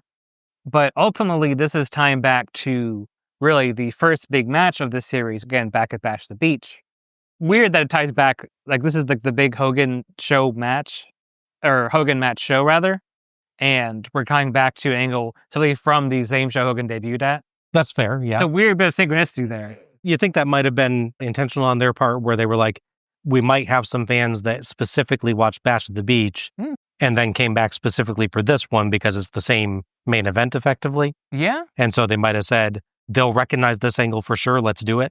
That's fair, honestly. That might be the case. Mm-hmm. The way the feud's played on TV, again, has been multi-man matches, like War Games match, which we'll cover eventually, and stuff like that. But we didn't really get a proper match between Dustin Rhodes and Arn Anderson for said betrayal, because you cannot trust Arn Anderson, Yes. as we all know, until the show tonight. Anderson, out with Parker and Meng, gets spiders for his name card graphics. Rhodes is out to The Natural, and his sparkly jacket is right up there with the other ones we've been seeing tonight. Mm-hmm. Tony calls this a super grudge match instead of special, and builds up the rivalry between the Andersons and the Rhodeses. Heenan says he can tell that Dusty isn't in Detroit because if he is, you can usually smell it. Aw. As we start, we cut to Thomas the Hitman Hearns in the crowd, a boxer famous for matches with Sugar Ray Leonard and a famous fight against Marvin Hagler, where he reportedly broke his dominant hand early in the first round of the fight, but put up a fight for 2 more rounds before he could no longer continue. Wow. As you'd expect with the Hitman moniker, he'll later show up in the WWF for a confrontation with Bret the Hitman Hart. That makes sense. Rhodes gets the advantage on early counter wrestling, and Arn claims his hair was pulled. Rhodes gives a long-suffering look. Tony jokes about Arn's lack of hair, and Heenan says that he's going to tell Arn, and Arn will pull Tony's eyebrows up over his lips. Tony, up over my lips? Heenan, think about it. Tony, that sounds horrible. Arn sneaks in a hard left hook on a rope break, but Rhodes fires back with a right hook to knock him flat. He nearly tags Randy there, too. Rhodes lariat, but Arn crotches him on the top turnbuckle, but Rhodes headbutts him and hits a top rope diving lariat for 2. Arn floors Rhodes with a hard punch and sells his own fist, perhaps inspired by Hearns. Then he goes for nothing in particular off the second rope, but he catches Rhodes' boot and hits an elbow drop, in perhaps the first and only example in wrestling of a wrestler doing a basic jump as a ploy rather than an obvious sign that they'd be countered. It's definitely quite rare, yeah. Arn lands hard kicks to the leg and tries a figure 4, but Rhodes boots him out of the ring as Tony discusses how dumb it was for Rhodes to ask Arn to partner with him at Bash of the Beach when Arn had previously broken Father Dusty's leg and arm in 1985 and 1988, respectively. Yeah, even Sting would have had a second thought about trusting Arn with that history. Yeah. He'd still do it, but he'd think about it. Oh, yeah, for sure. He would still do it, 100%. Outside, Rhodes dodges a punch, and Arn hits the ring post. Rhodes throws him into it again, and Arn scrambles into the ring like Dave Sullivan, which is probably the only time that I will equate the two. Back in, Rhodes works the shoulder and rolls Arn up for 2. We get a great shot of the action reflected in Meng's sunglasses as Rhodes continues the arm work. You could actually see what was going on. The reflection was so clear, so good work. I will rarely say this, but good work, WCW camera crew. And I guess they'd be inspired by this shot later in the show as well. Yes, yeah. With Arn near the ropes, Rhodes goes for a charging lariat, but Arn ducks and Rhodes flies over the ropes, clears the steps, lands on the narrow mat-covered gap between the steps and the non-elevated entrance ramp, and rolls probably 2 or 3 more feet to the crowd barricades on the ramp. Love you, Dustin. Yeah. Perfect aim there, too. Like, that was a narrow gap to actually hit. Yeah, exactly. Rhodes stumbles to the ring, where Arn forearms him hard in the gut for 2, then 2 again. Annoyed, he locks up Rhodes' hands 2 and tries again, but still gets 2. Arn goes for a knee drop, but Rhodes body scissors him, but Arn catapults him into the ropes. Brawl, and they clothesline each other down, get back up 5, and start slugging again before they're even to their feet. Rhodes earns 2 off a jumping lariat and an elbow drop after countering the DDT, but Arn dodges a knee drop, and Rhodes hurts his knee. Arn piledriver, countered by Rhodes' back body drop, countered by Arn sunset flip for 2 using the ropes. But Randy kicks his hands off, and Arn looks away from Rhodes to protest, so Rhodes dives on him for the 3 count and the win. Huge cheers from the crowd there. I want to take a moment. This is a good contrast for me to last year's Rhodes-Austin match for the ending there. Yeah. Unlike Patrick with Austin last year, where he seemed to count the pinfall, but then signaled the match was still continuing while Austin was already celebrating, Randy Anderson here very clearly signaled that he saw Arn cheat, and Arn obviously knew the match was still going on. Yeah. So it feels like it's Arn's mistake, solidly, rather than Rhodes taking advantage of a distracted man. Yeah. Arn shows his sportsmanship by clotheslining Rhodes' butt over tea kettle after the bell, then DDTs him. Parker gets in and encourages Arn to keep it up, and Arn lands stomps and big punches. Patrick comes in to help get things in order, but ends up in a stare down with Meng for a bit before Parker, Meng, and Arn back off and let the refs check on Dustin. Nicely, Parker raises Arn's hand just as Dustin is announced the winner, so the heels can pretend that the crowd's cheers are for them. Nice. Thoughts on this one? This is quite a good match, which shouldn't be a surprise given the two people involved. But the pacing was good. The action is nice and back and forth as well. There's not quite a huge amount of variety, but there's little bits there, like, again, countering the him put the foot up and, the body scissor spot. Mm-hmm. There's some really creative spots in there, but there's some repetition with multiple lariats and stuff like that. This still all works. It's just, I maybe liked a little more variety in it. But that's a pretty minor critique, and it's one of the critiques I give on a match involving people like Arn Anderson and Dustin Rhodes, because there's a higher bar for people that, work certain standards, so they get judged the same way, to be fair. I guess Rhodes goes for the distance record on that floor bump, is the note I wrote. It's so good. I don't think we ever got heel Dustin Rhodes in early WCW. We got heel Dustin Rhodes later, I believe, in WCW. Yeah. It'd been interesting if they could have gotten heel Dustin Rhodes like around this period. He could, do that spot where he dives and rolls out of the ring, and then protest claiming that the person threw him out. Yes. That'd be good. Or stagger to his feet and just walk off. Yeah, And just be like, nope, I'm done. Or just look at the ring and then just keep rolling back that direction or something. Might be a tad too silly, but I'd laugh at it. Yeah. That's the one thing that this spot is missing, is a heel trying to take advantage of it. Yeah, that's true. Other than little critiques here and there, my only problem is the non-decisive finish here. I would kind of like Dustin to either beat Arn somewhat definitively, you can still have him be attacked by Ming afterwards if you want to do this angle, or have Arn do something to win. This kind of splits the difference here. It does make Dustin look smart in that he does take advantage of opportunity, because so much of the match is Arn is turning things against him, so him finally getting one up, I get. But he does that and then immediately just get beaten up. So it's hard to remember that he outsmarted Arn because he's laying on the floor within 30 seconds of the match being over. That's fair, yeah. Yeah, I thought this was a terrific match. No surprise with it being Dustin Rhodes, who is extremely good, and Arn Anderson, who is extremely good. The two put on, I thought, a quite varied and interesting fight, mixing hard, brutal strikes with some quite intricate grappling and clever counters, plus the requisite insane Dustin Rhodes dive out of the ring and splat outside. This was among his most bonkers ones, especially given he had to clear the oddly placed ring steps, which are center of the ring instead of by the ring post, and land on the narrow, clear part of the safety mats between the steps and the ramp. They nicely pulled in earlier storyline, too, with Rhodes focusing on Arn's arm, and especially going for the late match knee drop, in revenge for Arn's attack on his at Bash of the Beach, even to the extent that it gets him countered and injured late match. I also appreciated Rhodes being ready for the DDT late match and blocking it, and Rhodes not using the Bulldog at a few points where it seemed like he had perfect opportunities, kind of selling like he knew Arn would have that scouted, just like he had the DDT scouted. Okay, yeah.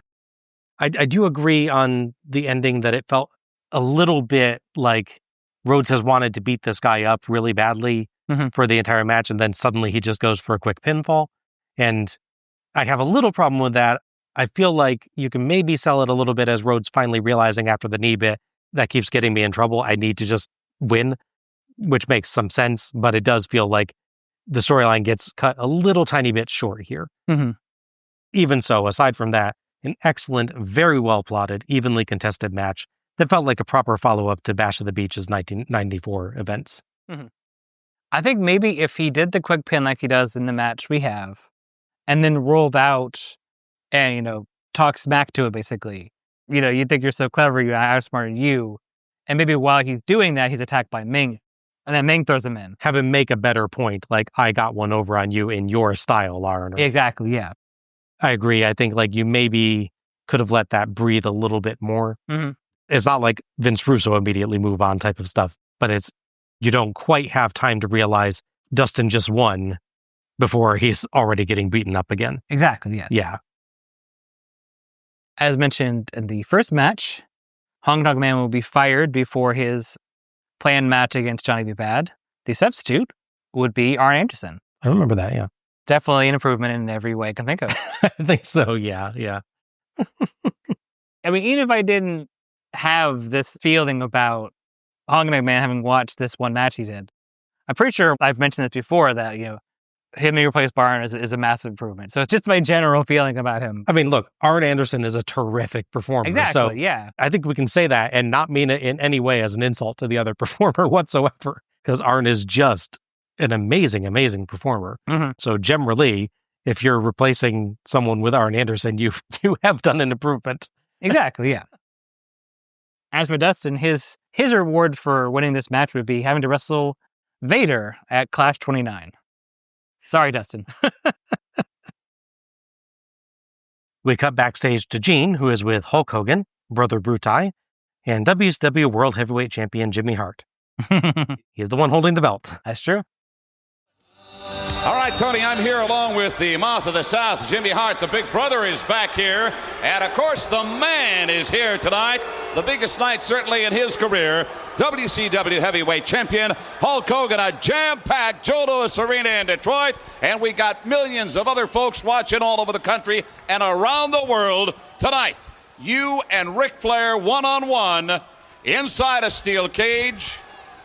And what about tomorrow? Tomorrow's going to be a new era. Well, you know what we need to talk about is last night, Mean Gene. You know, I actually thought Hulk Hogan could sneak into the Motor City unnoticed, brother. But as I was camouflaged, as Jimmy Hart was camouflaged, and as a big brother acting like he was camouflaged, everybody knew by the pump on the guns, big brother, that Hulk Hogan was here to take care of business. You know, and then we went to the hotel, man. You talk about Hulkamania running wild. You talk about anti-Flair signs. I've never seen anything like it. And now that we're in Joe Louis Arena, it's going to be just like the last time I slammed that big giant. God bless his soul. The place is going to come down. The Hulkamaniacs are going to start ripping their shirts. And then Mr. Flair will know for one last time that there's only room for one man in the WCW to lead all these Hulkamaniacs. All right, now Hulk Hogan, out of the subject of the special guest referee.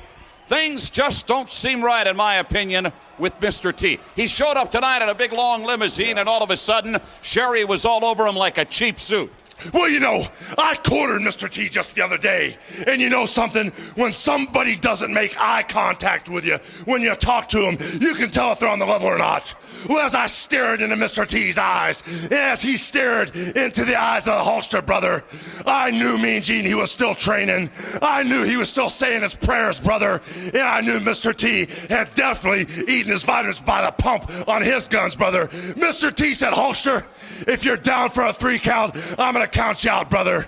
He told me he's going to call it just like he sees it. But all I got to say, Mr. T, is watch the dirtiest player in the game, because it's not Mr. T I don't trust.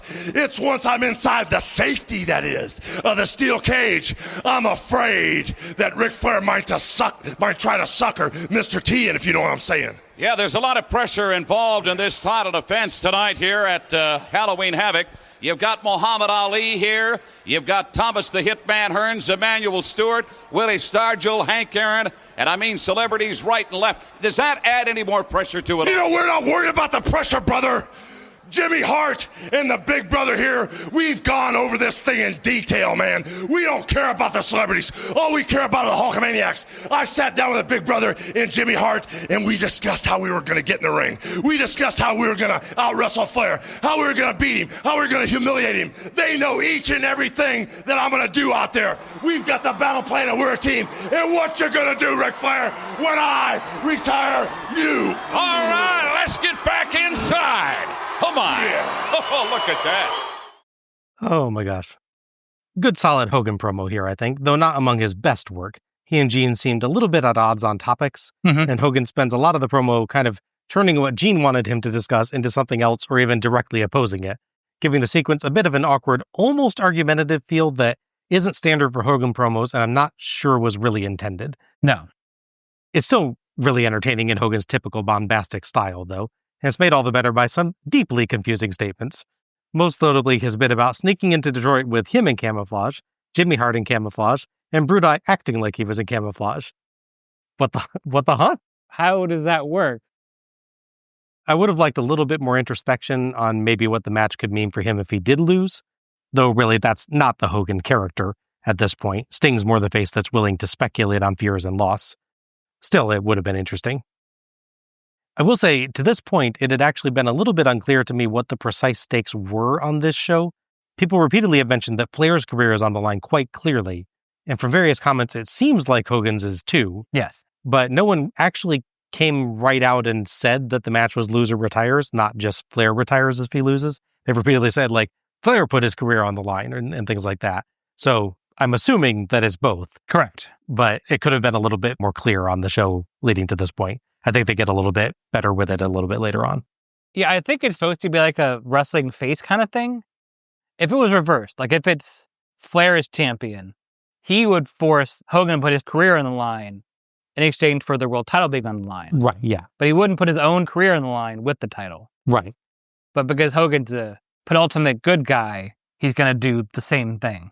Yeah, it makes sense as a face move that you'd be like, well, it's only fair that we both are offering something that has extreme value to us, our actual careers. Yeah. I think it makes sense as a match thing. I think they just could have made it a little bit clearer that had happened. Yeah. I'm sure it was probably clear on the TV shows leading up to this, just the show to this point has concentrated much more on Flair might lose his career tonight and less on Hogan might also lose his career tonight. Yeah. It would be nice if this promo if he had time to compare their careers briefly, like, Flair, you've been wrestling since, 80, and I've been wrestling since this. Yeah. We've both been the best in our divisions, in our companies, but only one of us can be here, brother Jack. Thankfully, Tony will do that later on in the night quite well, I believe. Yeah. This is one of those great examples of people remember Hogan crazy promos, like WrestleMania 4 promo where he got a body slam Andre, which caused a crack in the mantle of the earth, causing the entire city to be flooded. Yes, and then he'll save people by doggy paddling, I believe he goes on to say. Yes, and Donald Trump will abandon all his worldly possessions to doggy paddle and save his family, and sure. et cetera, et cetera. Yeah, even in 1990, whatever, no one's like, nah. I think people remember those crazy things, but then they forget that he had tendency in these big promos to get his line slightly out of order or stuff like that. And he just powers through so much. Yes. Which I think is both a negative in that he does occasionally flub lines, but also a positive in that he never lets it throw him. To his deep credit, when he says something a little bit perplexing, he doesn't pause, he doesn't stop, he doesn't say, hey man, I screwed up, can we start again? We're live, pal. Yeah. Anything like that. He just carries on going, and you kind of almost don't notice it. Yeah. Because what you're there for is the Hogan energy. Yeah.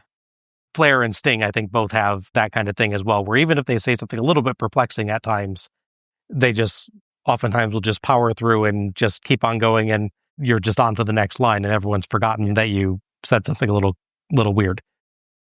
I began to think, watching this promo and listening to it a second time, that Hogan didn't understand how guns worked. Because I get the whole your arms like guns thing, but he keeps talking about the pump of his guns. Maybe he's just thinking exclusively of shotguns. Oh, okay. That's what he thinks that's enough. Otherwise, I'm like, are you pumping guns that often? Yeah, or maybe that's what he does with weights. Instead of weights, he uses fully loaded assault rifles. Oh. Or like a minigun would be really good for weightlifting. That's true. That thing's huge. Yeah. Ironically, it's huge. That's true, yes. It's very strange, but it's hard not to love the insanity sometimes. As long as it's one per show, it's all right. Yeah, I think that's the thing with Hogan promos is he 9 times out of 10 is going to be full energy, full throttle the whole time, and it will be very fun to listen to. Yeah. Regardless of what bizarre place he ends up taking the promo, you're going to have fun with it. Yeah. Back to Tony and Heenan says that Hogan sounds scared and looking for excuses. He tells Hogan he had a great run, but it's over. This one, I think, is where it starts getting a little clearer that, yes, Hogan's career actually is on the line. Yes. Heenan gives us a woo. Tony throws to a video package setting up Austin versus Duggan. We get a nice spiral crosscut into the video. Mm-hmm. The video package shows most of what happened at Fall Brawl. Al may have more to say about this in the setup for the next match, I imagine. Mm-hmm. But Ricky Steamboat had to retire, so Austin was awarded the U.S. title, but then was put in a match unexpectedly against Hacksaw Jim Duggan. Distracted by protesting that he wasn't signed to wrestle Duggan and wouldn't do it, Austin was basically shoved at Duggan by Commissioner Bockwinkel, and Duggan back body dropped and splashed him for the 3 count and the win. So our 5th match is Stunning Steve Austin versus Hacksaw Jim Duggan for Duggan's WCW United States Heavyweight Championship. The referee for this one is Nick Patrick with Nick Patrick's mustache. Mm-hmm. As noted, there would be a match between Steve Austin and Ricky Steamboat. That would take place at Clash 28, in which U.S. champion Steve Austin would lose his title to Ricky Steamboat. That goes into Fall Brawl, where it's going to be a rematch, but unfortunately, on its show as part of the build-up, Ricky Steamboat got a really bad back injury and was forced to retire, which he did until 2008 when he came back to wrestle Chris Jericho twice. Yeah. One of those matches that I think really holds up, especially when you know the whole story of that. I don't think I've ever actually seen that match, but I've heard that it is like, it's Ricky Steamboat back again, basically, and as good as that sounds. Yeah, you forget that it's been 14 years since he last wrestled. That's a tremendous compliment. Absolutely, yes. And again, as mentioned, he'd be given the title in that absence, but then before us wrestled Duggan, another Hogan buddy, by the way. Again, just a coincidence, these things keep happening. And he would lose it immediately to Duggan in screwy fashion. Makes me really both not want to watch and want to watch the Fall Brawl series whenever we get to it, because I know we'll loop back around to this moment again at some point. That's very yes. Which I saw in full in this video package, so yay. In Austin's defense, again, I know he's the heel, but he was signed to wrestle Ricky Steamboat. Yeah. You should at least give him a 5-minute head start or something. Give him some sort of prep time. So he lost his title to Duggan, and this is officially the rematch tonight. Okay. By the way, Steve Austin is wearing his U.S. champ trunks. Yes. Now, a skeptic might say he's in denial. He's still wearing his U.S. champion trunks. He doesn't really believe that he lost the title. Mm-hmm. But you have to understand, that's not stunning Steve Austin. He's not living in denial. He actually wrestled for a small independent show in which he beat Uncle Sam for his championship. Okay. So he's the Uncle Sam champion. Oh, okay. That makes sense. Now, there was an issue with that company about the belt being shown on TV. You know how they get with those things? Oh, yeah, definitely. So he's not wearing the U.S. champ belt. They had a time traveler that came back to them and told them, be careful about letting your belt go on other shows. They might throw it in a trash can. Exactly, yes. But yeah, he is a champion. He's not legally allowed to wear this belt tonight. But I assure you, he's not just wearing U.S. champ trunks in sort of sad protest. Okay. Just to be clear. Yeah. Yes. We're in a very weird mood tonight, guys. Mal. You know how long you spent Googling acronyms for U.S. finding the best answer for this? Too long is the answer. Opening camera shots give us a spooky trip through the tombstones on stage. Quite artistic, if somewhat poorly lit. Yeah. Austin is out first, and his vest keeps our sparkly entrance gear quota tonight. Tony says Austin's was the shortest U.S. title reign, and to the best of my ability to tell, that is true, unless I've missed a negative title reign like we've had due to pre-tapes for some other titles. It appears Austin still holds that record. Heenan says, fairly, like you said, I would entirely agree with your statement on this, that it was a fluke and he wasn't prepared. Normally that is just a heel excuse, but it feels semi-legit here, honestly, given how it all went down. Austin at Fall Brawl did make the mistake of just continuing to protest rather than prepping to wrestle, which is on him, but he was also basically shoved into the match while still protesting, rather than, say, told he'd be stripped of the title if he didn't line up and given a choice. We'll probably talk about this in more detail when we do Fall Brawl, but I think the way that goes down, while it is often seen as an insult to Austin, does a lot to defend him in that moment, that he has a billion very legitimate excuses for why he lost there. You could easily take that and turn him into the face in this feud for how legitimate his excuses are, which is a rare thing to be able to say with a heel. Yeah. It's a credit to him that he's also then able to play that up in a heelish fashion, despite actually having a point. Yeah. It's also an example of the difference you see in how they book heels and faces, right? If the situation had been reversed, they would have done something like Ricky Steamboat comes out, talks to Dick Bockwinkel, Austin's there, not dressed to wrestle because he's injured, as go in that direction. They would set up a promo saying that, unfortunately, your opponent can't wrestle, you'll be worth the title, but you will defend it later on. They'd have like the heel come out on the ramp and you confront him, and then a match or two later, they'd fight. Because you don't do this to a face. Yeah, I would agree. Yeah, it's something that more happens with a heel because you want to show up the heel. Exactly, yes. Duggan marches down with the U.S. flag and 2x4, as is his wont. Hogan guy in the crowd now has the other guy's flag bandana. Tony says this is Duggan's town, which seems debatable since he's from New York, but I get the idea. Duggan is built as a blue-collar guy, and Michigan is home to a lot of auto workers. The name panels for this match are deformed pumpkins. Interesting choice. Not smashed, per se? No. Okay. Austin attacks and floors Duggan with a clothesline, then lands heavy strikes that keep him staggered. But Duggan rebounds from a corner whip with a clothesline, slams Austin, and ends up shoving Austin to the turnbuckle. But Austin backflips out of a belly-to-back suplex, kicks the knee to take him down, smiles real big, and starts working the knee and mocking Duggan's "Ho!" call. Tony says that Duggan's at a disadvantage on the mat. Heenan says he's also at a disadvantage when you hand him a paper and pencil. Aw. But yes. Austin figure 4 attempt, but Duggan kicks him away, pulls the tights to reveal more of Austin's backside than I wanted to see, and rolls him up for 2. Austin suckers Duggan into an eye poke, but takes his time being smug, and Duggan dodges a butt drop on the leg. Austin, amusingly, staggers around selling his butt. Mm-hmm. Duggan atomic drop sends Austin outside, and clearly we are working Austin's butt as part of this match. So I guess he worked his butt off?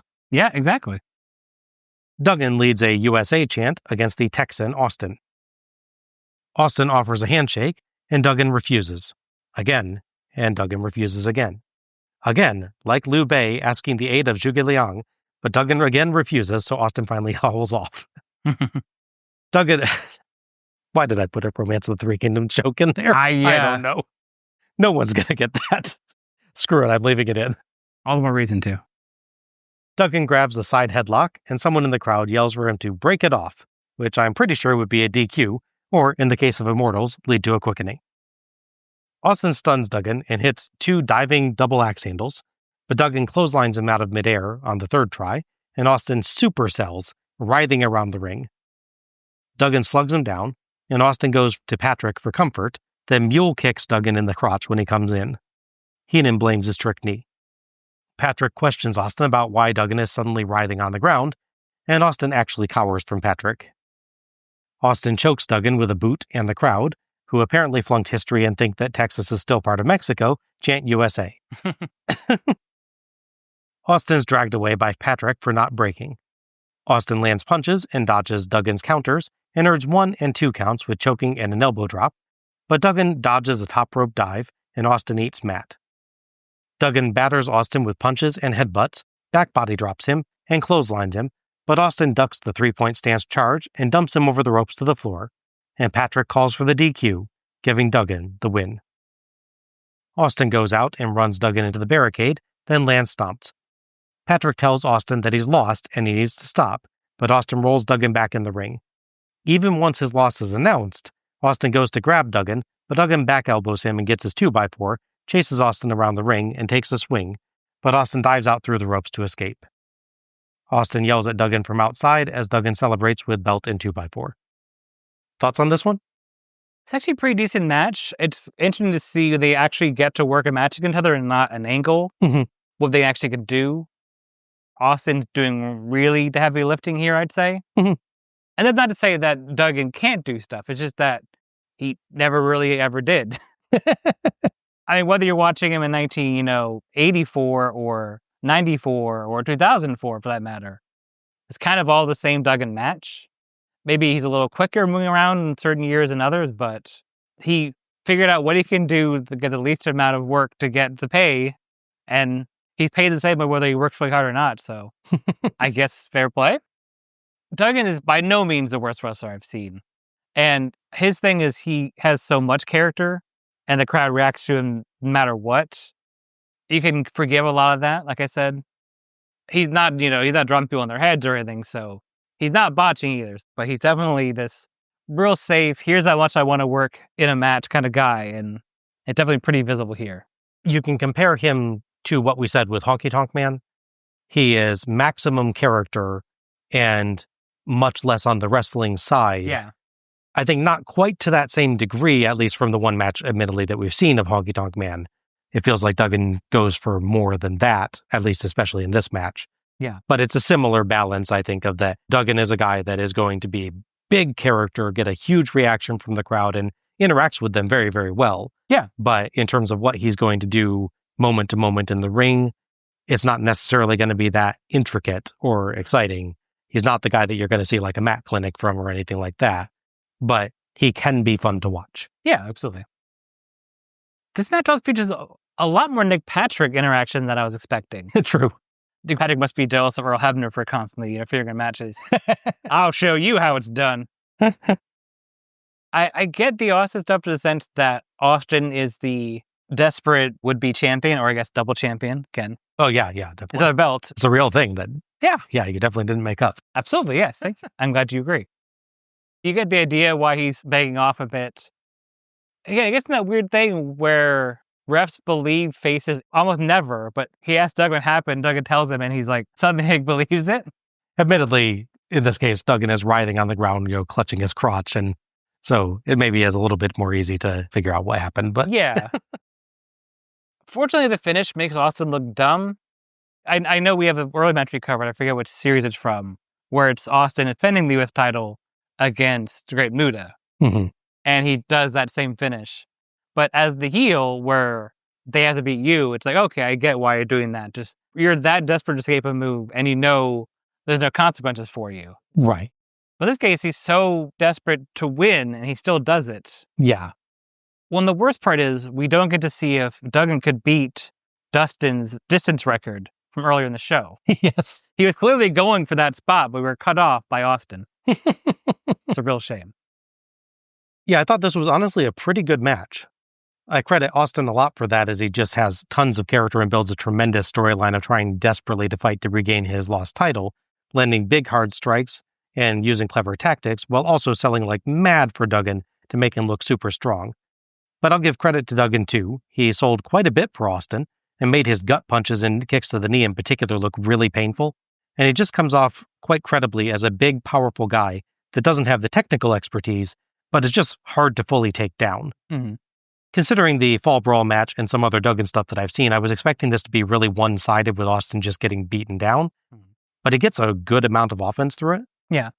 It's not a complicated match, but it has enough variety in it to stay interesting, and the big characters, and especially Austin's strong and emotional performance, really help. I will agree the ending is quite weak. I imagine that's them trying to carry this forward to another match or two, but the over-the-top rope DQ rule tends to annoy me, all the more so when it comes as the result of a dodge rather than a clear intention. Yeah, exactly. To be fair to it, Austin does kind of more obviously set for the throw this time, but still. It's an interesting one to look at because this feud represents the beginning of the end of Austin's time in WCW and begins to show that he's kind of being undervalued by the company in favor of some of the people coming in. But putting that aside, he and Duggan actually work very well together. Yeah. Ending aside, I would call this one of Duggan's best matches that I have seen. And I actually would like to see more from these two if they could keep up this kind of quality. I think they actually make quite a good pairing. Yeah, I agree with that.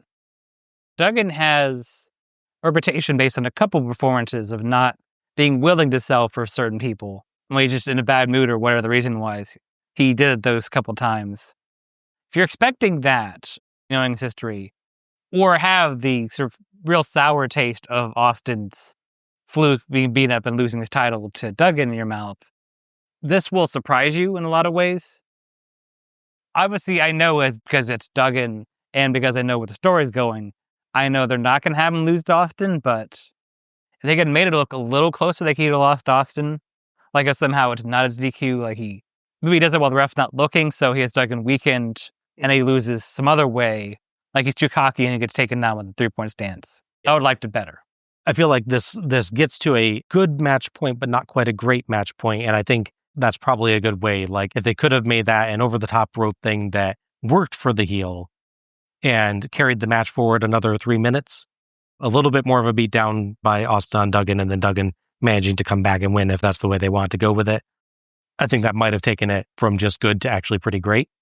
But still, like, these two really put together quite a good show together, and considering especially this time in WCW and what is said about what was going on backstage involving them just not valuing Austin anymore, I was really expecting this to just be like a trouncing or something, and it's not. It's a quite like evenly contested match and really quite exciting to watch. Agreed. Clash 29, a very popular subject in this recap. There would be another match between Austin and Duggan, again for the U.S. title, based on the DQ ending. Unfortunately, it would go about a minute before Vader would run an attack Duggan as part of the angle where Vader's going after the U.S. title to get to Hogan. Wisely, Austin does not protest to Vader about what happened. He just lost his final chance to get the U.S. title, or so it seems. Yeah. And you think he'd be really mad at Vader, but he's like, you go ahead. I think that's the thing is like, he was mad at Vader. Yes. But you don't say that to Vader. Exactly. He wisely does not get powerbombed by Vader for complaining. We cut to Gene on stage. As Austin walks behind him, Gene advertises Austin's upcoming appearance on the hotline. 1-900-909-9900. Duggan walks by as well, greeting Gene, and Gene calls out Sting, who comes out to Man Called Sting in a sharp but not even remotely sparkly tuxedo, with very cool sunglasses. Huge cheers. Mm. They should have this Stink Guy wrestle or something. I bet he'd be really popular. Yeah, right? Right now, as Hacksaw heads to the locker room, I would like to introduce to you, ladies and gentlemen, truly one of the great superstars at World Championship Wrestling. Here comes Sting!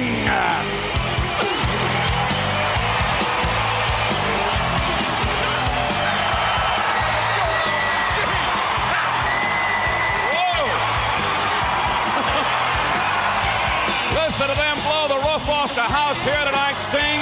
You are here for one explicit reason. You got that right, Mean Gene. I am gonna park myself ringside here so I can get a bird's eye view on the man, whoever that might be, that is gonna lead wrestling right on in to the 90s. I'll talk to you soon. All right, ladies and gentlemen, he is going to be seated alongside of Muhammad Ali and the other celebrities and dignitaries that are here at Halloween Havoc in Detroit. They are hanging from the rafters here tonight, ladies and gentlemen. Right now, let's get back to Tony Schiavone and the Bobby Heenan, the Brain. Turn around here, Brain. Talking about you. Short Sting promo. Just kind of a reminder that he exists, and a moment to establish that he's in the crowd, which might turn out to be important later.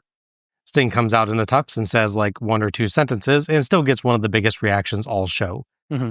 I'm not surprised by it, it just bears noting. Yeah. His line about parking himself at ringside for a bird's eye view is another example of those perplexing statements that they'd say and just move on from. I don't think he understands what a bird's eye view is. Well, you assume what kind of bird he's talking about. Flamingos stand at eye level with us. Emus, ostriches, cassowaries. If you put a bunch... Okay, look.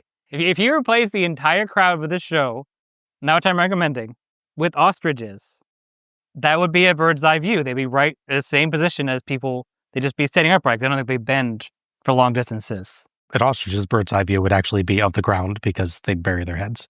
Well, the cement on the floor. They're very determined now. Oh, okay. I feel like you get to briefly touch upon Sting's last line as well. Okay. Sting talks about he's going to see the champion's going to lead us into the 90s. Yes. It's the 1994 Sting. We're a little past that, buddy. Lead us through the remainder of the 90s, I guess would be a more accurate line, yeah. He has so few lines to say, and yet his what you think doesn't make sense in the bird's eye view. Mm-hmm. And what I know doesn't make sense is the fact that 4 years have passed, apparently, since he thought of that statement. Yes. Maybe Sting's that time traveler that came back to warn the company about sending their belt to WCW. Oh, yeah. And he got mixed up about exactly which year he'd come back to. Yeah, there you go. His shades are very futuristic, so. Mm-hmm. Did we, like, drink something tonight? I don't... This is how I always am. I know what you're talking about. Heenan looks annoyed with Gene and with Tony for the weasel cracks. Tony builds up that they're getting closer to the Hogan-Flair match, careers on the line. The crowd chants weasel at Heenan as Tony sets up the next match, the Guardian Angel versus Vader for the #1 contendership to the winner of Flair-Hogan.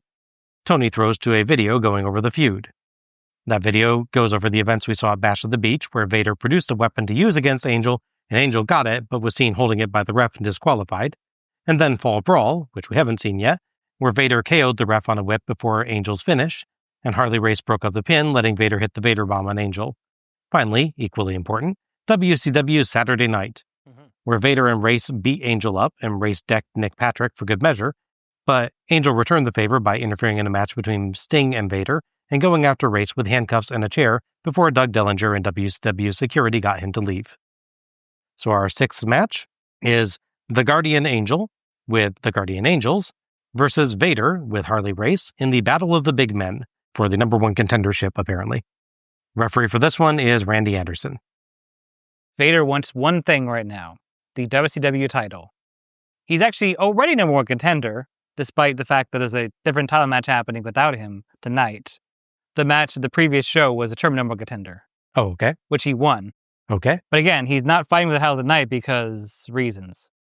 Instead, he has to settle his long-running feud with the big boss man. I mean Guardian Angel.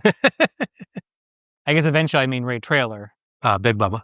Oh, that's true. He was Big Bubba, then Ray Traylor. Yeah. Yes. Sorry. Yeah. Briefly NWO Ray Traylor. I forgot. I always forget that last step in his career. And wisely so. The video package lays out pretty well. They've been fighting on and off for months. So one more match just sort of finally settled things between them is in order. Mm-hmm. Some members of the Guardian Angels organization are shown watching the video package on the big screen by the entrance ramp before Angel enters, and they escort him to ringside. This match surprisingly ties to current events. Curtis Sliwa, the founder of the Guardian Angels, is the Republican nominee for the 2025 New York mayoral election, after a previous unsuccessful attempt in 2021. Vader is out next, accompanied by Race. Sadly, no helmet.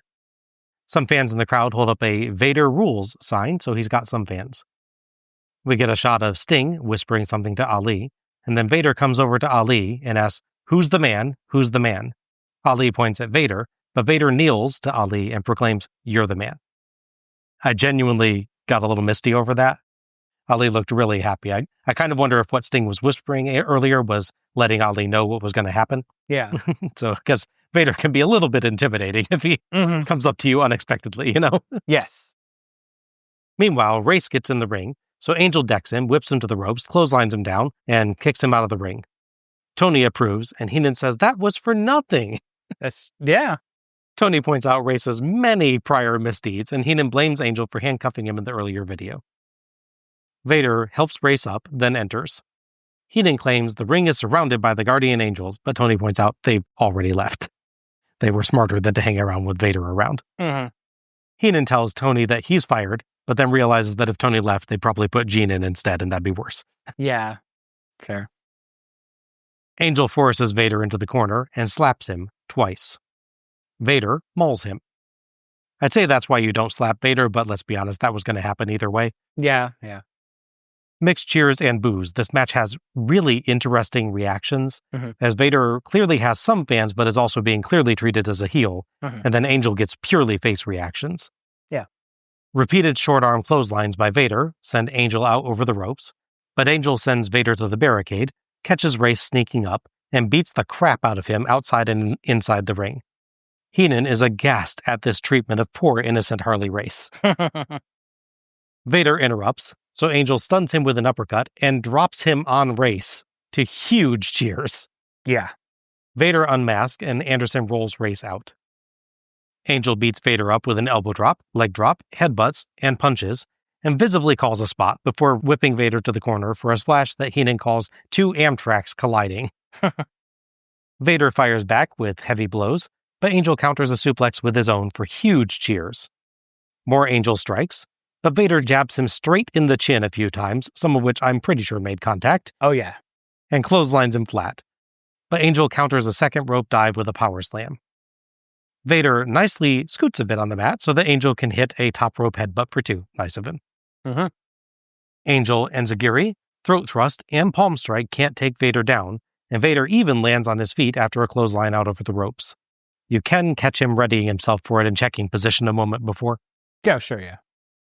Heenan says he's not sure that Ali, Hearns, or even Joe Louis could knock Vader down. Angel visibly calls another spot. Come on, Angel, you know where the cameras are. And Vader ducks an Angel clothesline and lands his own, but it lands awkwardly and Vader hurts his arm, leaning on the ropes and clutching at it. Not quite sure what went on there, but it seems like maybe Angel accidentally steps more into it than he's supposed to. Yeah, I mean, I think it seems like he hits him fully across the chest with his arm out, all the way, whereas it's a little closer, you clench it. So I could see if you were running at him like that, or he's running at you, and your arm is fully extended, and it can get bent a certain way for the impact. He like jerks the elbow or jams the elbow or something maybe. And Yeah. yeah, because he kind of like clutches it for a bit and just has to like shake it off. Vader backs off and Anderson goes to like lecture him. You stay back from him, but I think he's actually checking if Vader's okay. Yeah. He shakes it off and slams Angel, then hits the Vader bomb for 2. Angel gets his knees up on a second try. We get 2 counts off an Angel splash and an Angel spine buster. Tony asks, what will it take to keep Vader down? Heenan suggests General Schwarzkopf with a Hummer, but then says that still wouldn't do it. Boss Man slam by Angel. I'm not sure what they call that in WCW, but he sees Race getting to the apron and he gives chase.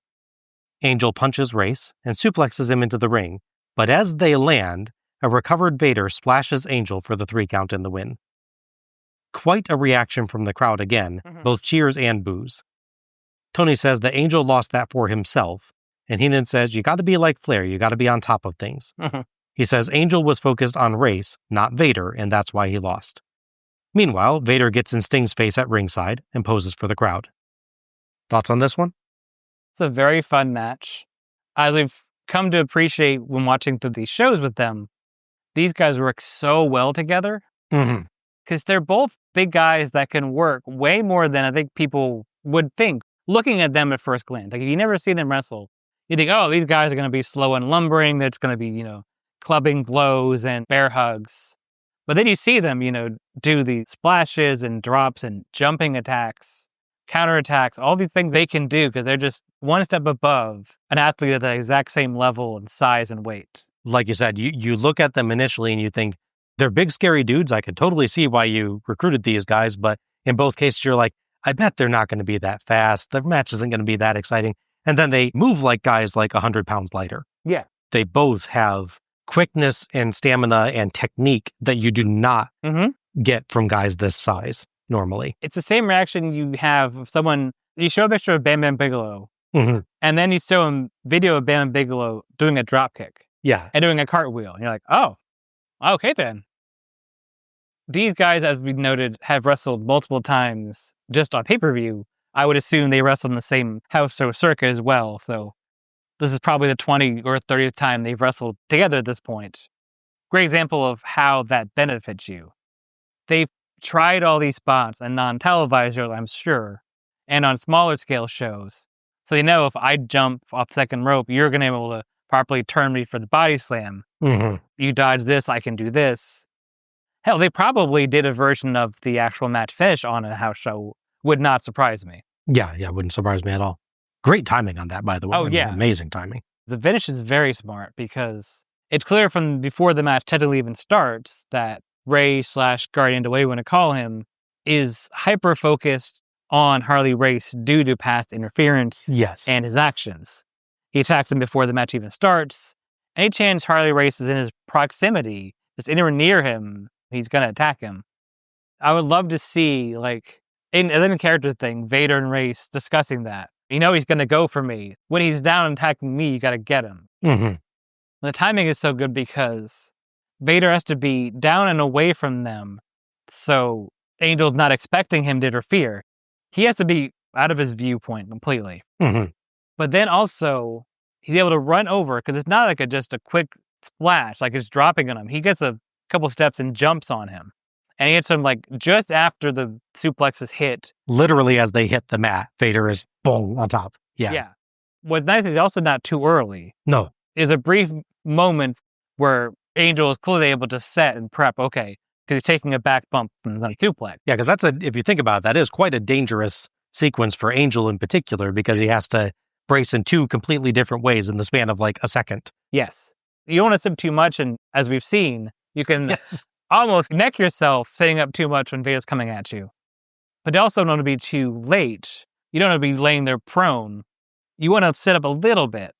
So you meet in the middle, basically, do with splashes. So I like that this being the big blow-off match with these two, everything is a culmination of these things.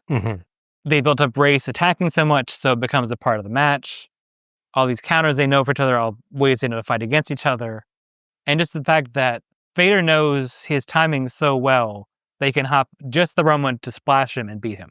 to your point on timing, I'm pretty sure there's a shot of, I think it's right when Angel is starting to suplex Reyes. He's like set, so he's looking away from Vader. And that's when you can see Vader behind him starting to stand up. Exactly. Yeah. So they've timed it out like perfectly here. It's amazing work. I know this has been, in particular, one of your favorite feuds during this era. That, like, every time. Absolutely. And I've loved every one of their matches too, but I know you in particular have often given it like match of the night and praised it quite extensively. And with good reason. I mean, these two, as you said, work together amazingly well. You could definitely listen to this show and think I have a Vader bias, but it's a Vader bias built in the fact that he is so good. Yes, absolutely. It's an earned bias, if you want to put it that way. My only critique I will give very briefly, if I was rating on stars, which I'm not, I would take maybe a half a star off because there's no moonsault. That's fair. But obviously, I'm not expecting him to moonsault into that position.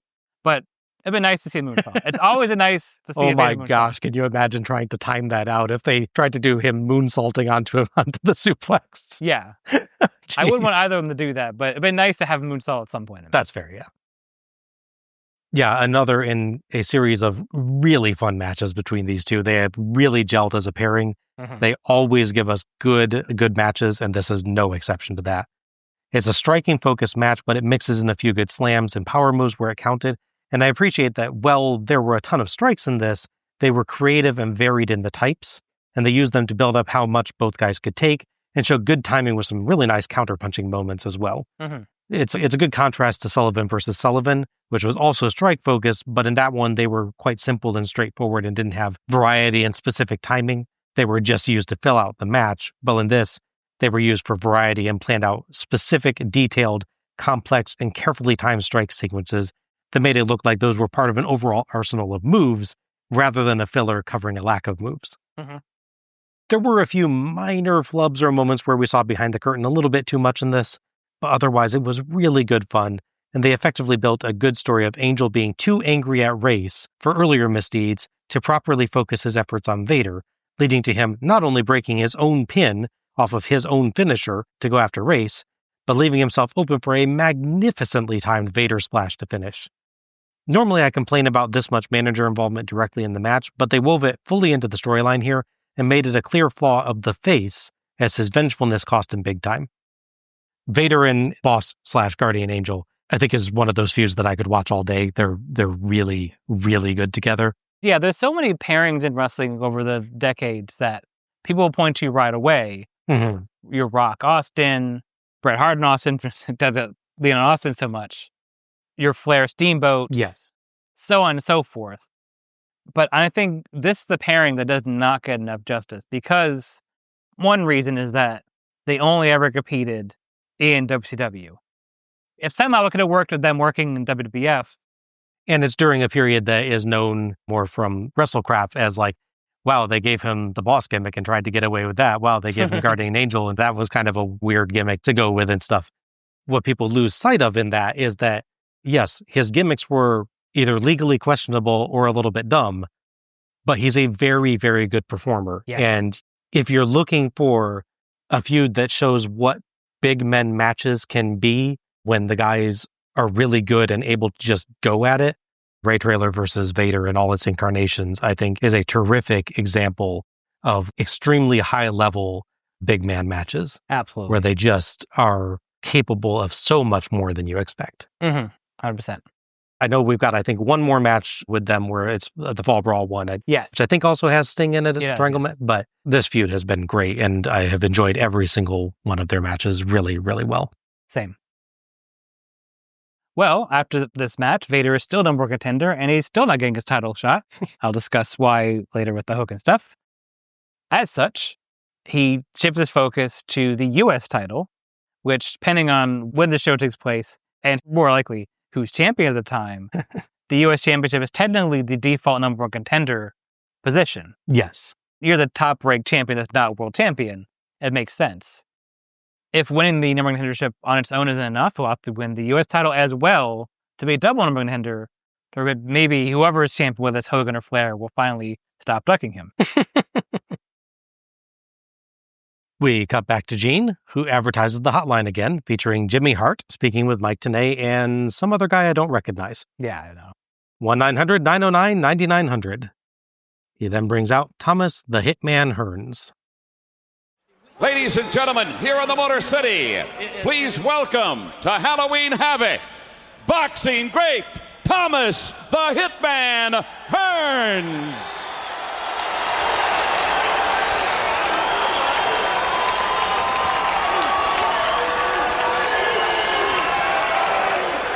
A hometown welcome for Tom the Hitman Hearns, Thomas Hearns. You know, you take a look at this big one tonight between Hogan and Flair. I liken it to some of the great battles down through the years between yourself and Sugar Ray Leonard. Well, you know what? This does remind me of the Sugar Ray Leonard Thomas Hearns fight. And this is going to be a big fight. I'm looking forward to seeing the winner of this fight. You do know that Hitman, the loser, goes south. I mean, all the way. This guy is out of the business altogether. He is put on the shelf, so to speak. And that seems to me to be pretty final. I think it's something that you have to be concerned about. I think that Ric Flair, as well as Hulk Hogan, it's going through their mind right about now. It's something that's definitely bothering them back there in the dressing room. There's nothing else for them to think about but winning. Win, win, win. All right, well, that's the way you've thought your entire life. And Thomas, the Hitman Hearns, here in the Motor City, your hometown, it is great to have you aboard. Thank you very much. Ladies and gentlemen, again, Tommy Hearns. Tony, Bobby, let's get back to you guys. Hearns did about 50-50 here for me. His first answer was just so generic. I want to see the fight. Yes. His second answer about the reaction to the retirement stipulation was pretty decent and a bit of a thoughtful answer. I liked it somewhat better. I think his wording probably is still a little generic. Yeah. But I think like him getting at the idea of that's going to be playing in their heads, but they need to ignore it and just try to win, I think makes sense as good advice from an athlete. This was largely just a way of getting a hometown celebrity on the show, Hearns having lived in Detroit since he was 5. So this was all right, but it didn't really add anything. Yeah. Well, the fact that the question was teed up for him and he repeated the answer as the question. This is true, yeah. We've had a lot of celebrity promos on shows, and some of them are quite good and some of them are quite bad. I think this one is solidly in the middle. He doesn't completely butcher anything or seem like he has no idea what he's talking about, but he just kind of is extremely generic in his responses. Nice suit, though. Oh, yeah. It is worth noting what's left of his nose, I guess. Oh, my gosh. He clearly has been in a lot of boxing matches, let's put it that way. It has been broken several times, I think. Tony talks up the next match, the Nasty Boys versus Terry Funk and Bunkhouse Buck, and throws to a video of their history, including Dusty Rhodes recruiting the Nasty Boys to join him and Dustin in a War Games team at Fall Brawl, and the Nasty Boys getting beat up after War Games by Funk, Anderson, Buck, and especially Meng, who beats the ever-loving crap out of Knobbs in particular. It is very rare for me to say this, but I felt very sorry for Brian Knobbs there. They got revenge by interfering in Terry and Bunkhouse's match and beating them up on a later show, and Parker prevented Meng from going up against them 1-on-2. So our 7th match is Terry Funk and Bunkhouse Buck of the Stud Stable with Colonel Robert Parker and Meng versus the Nasty Boys, Brian Knobbs and Jerry Sags. The referee for this one is Nick Patrick with Nick Patrick's mustache. So it's an interesting case of them trying to play a little with the format of these wrestling shows and wrestling angles, because they filmed the attack in the locker room. It technically takes place after the show. My understanding, it was not run on Fall Brawl itself. The next show, whether the main event or Saturday night, they said, hey, we got to show you this thing happened after the show. Gotcha. It's a unique thing.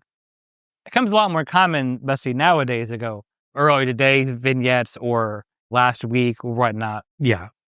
This is kind of an interesting start to that kind of idea, where you're presenting the angles differently and where they happen. Because you could easily have Nasty Boys come out for a match, for instance, on the next show and just be attacked by all 3 of them. Yeah. Instead, they have it happen after the match and then tell you it happened there. That's fair, yeah. It's interesting when you start getting to those types of moments. And obviously, there's been other cases where people got attacked outside of a match, like the earlier Barry Windham attack while arriving at the arena and stuff like that. But I think that's always if you're going for the idea that these guys are really in these heated feuds and really don't like each other, not just inside the ring, but outside the ring, it makes sense that you'd have like stuff happen backstage or, Exactly. other attacks and stuff. It makes less sense that no one goes to prison for them, but that's just wrestling. As long as that doesn't go too much with that, as it definitely does later in the 90s. Yes. Keep more of the action in front of the crowd and less outside the ring. Having some action that's out in the backstage area and adding to the storyline and saying like, hey, these guys didn't just leave the ring and be okay with each other. They really just got revenge on each other or stuff. It makes sense. Yeah. As long as you don't say make an entire video game as just backstage assault. Yes, yeah. What kind of insane company would do that? This is fair. But yeah, so that's basically the story, that the stud stable is mad that the Nasty Boys helped out the Rhodeses. So now this feud cannot be contained inside the studio, so they got to go in the ring on this show tonight and do it. Okay. Note for this match, I am going to call Terry Funk Terry and Bunkhouse Buck Bunkhouse to hopefully avoid any mishaps with the F from Terry's surname and the UCK from Bunkhouse's surname. I will do my best to make Bob edit me in our post-match recaps as well. Oh my gosh, yeah. It's been stressful on previous shows for these guys working together. The stud stable enters first. As usual, Bunkhouse looks quite cool coming out in the cowboy duster. As usual, he'll look much less cool once it eventually comes off. The Nasty Boys are out next to their unfortunately self-sung song. Yeah. Sags has a jack-o'-lantern, and Knobs has Beavis and Butthead mask. He throws them to the crowd, one at quite high velocity. Yes, I noticed that too. Like, someone duck. That thing's coming in, not. Sags puts the pumpkin on the ring apron in the corner. Heenan jokes that the mask might have been Beavis and Butthead, but as far as he's concerned, Knobs and Sags are both Butthead. Sags and Knobs win an initial brawl by whipping Bunkhouse into Terry, and the two briefly wrestle each other through the ropes and face off before realizing that they're facing their allies. Bunkhouse chucks his coat to lose all my goodwill, and Parker, in distress, encourages Terry back into the ring as Knobs wipes his butt with Terry's Old West poncho and throws it at Terry. Heenan tries to imitate Beavis and Butthead, but it sounds like Porky Pig, which, in my opinion, would have improved that show. Yeah. Terry versus Knobs to start, and they trade blows, and Knobs knocks Terry through the ropes to the floor, where he grabs a chair, but Patrick warns him, so he tosses it down. Get a nasty chant. Back in, a tag to Sags, who ends up snap-marrying Terry and rubbing his butt on Terry's face, then shoves his face in Knobs' armpit, Pity City. Terry angrily yells, "You son of a you." Heenan says that smell will stay in your lungs for 8 years. Terry and Bunkhouse briefly get Sags isolated, but he fights free and tags Knobs, and Terry tags Bunkhouse, who promptly gets battered by Knobs and then Sags. Terry interrupts and gets thrown butt first into Bunkhouse. There's a lot of butt-related content in this match. You can probably guess it's not going on my Match of the Night shortlist. Yeah. The Nasties batter Terry too, and Terry and Bunkhouse get outside, where Terry grabs a chair and, logically, smacks it into his own face until he gets dizzy. Yeah. I assume that was a clever plan to build up disqualification credits so that he can now do the same number of illegal moves to the Nasty Boys. Yeah. I've got to do like a 5 count, but like with chair shots. Yeah. Heenan suggests that Tony smash himself with the chair too. When Tony refuses, he offers to do it for him. Sags chops Terry out over the ropes and follows him like a big dummy, so Bunkhouse predictably follows, and Knobs accidentally distracts Patrick so the Bunkhouse can strangle Sags with a rope. Terry and Bunkhouse beat Sags up outside and roll him in, but Sags ducks a double-team clothesline and hits a double facebuster, then tags Knobs. Phew, I was worried that former World Heavyweight Champion Terry Funk might get some offense. Yeah. Knobs runs wild like his buddy was in trouble for half the match, but Bunkhouse trips him bouncing off the ropes, and Terry stomps him. Then, as Parker distracts Patrick, Terry holds Knobs for Bunkhouse, who puts on knuckles over his glove, but Patrick spots him and lectures him extensively. That keeps Patrick distracted, so Terry keeps holding Knobs for Meng to get up and slug him, but Knobs ducks and Meng nails Terry. Meng just kind of leaves. You could try again, buddy. Nah. With Patrick still lecturing Bunkhouse, Sags sneaks in with the pumpkin and pile drives Terry onto it. Not sure how much that's supposed to add, and Sags' butt took the brunt anyway. I've said butt too many times this match. Yeah. Sags slides out, and Knobs pins Terry among the obvious pumpkin debris for the 3 count and the win. This wasn't quite as obvious as the guitar shards that Jeff Jarrett will later always be leaving around, but it's close. Yeah. Sags appears to have already decided he was done for the day and left, and Knobs celebrates alone as he goes up the ramp. Terry spills out of the ring, and a despondent bunkhouse paces around. Parker can be seen complaining theatrically to Meng on the outside. Thoughts on this one? Prolonged and messy fight. And I don't just mean the pumpkins, but believe me, that is definitely part of it. We know I'm not a huge fan of them. There are wrestlers that can get away with like a brawling style because they either do it so interestingly or so like aggressively, or they have a great personality. There's ways you can even that out and make it entertaining. Mm-hmm. See Hacksaw Jim Duggan, some people like his brawling style. I don't get any of that from this match. It's just pretty boring fighting in a not interesting way. Way more comedy than you think in a match during Terry Funk.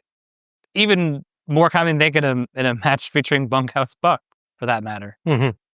Yeah, it's weird because like it starts out as we hate you guys so much for getting in our business, but then it's comedy spots nonstop.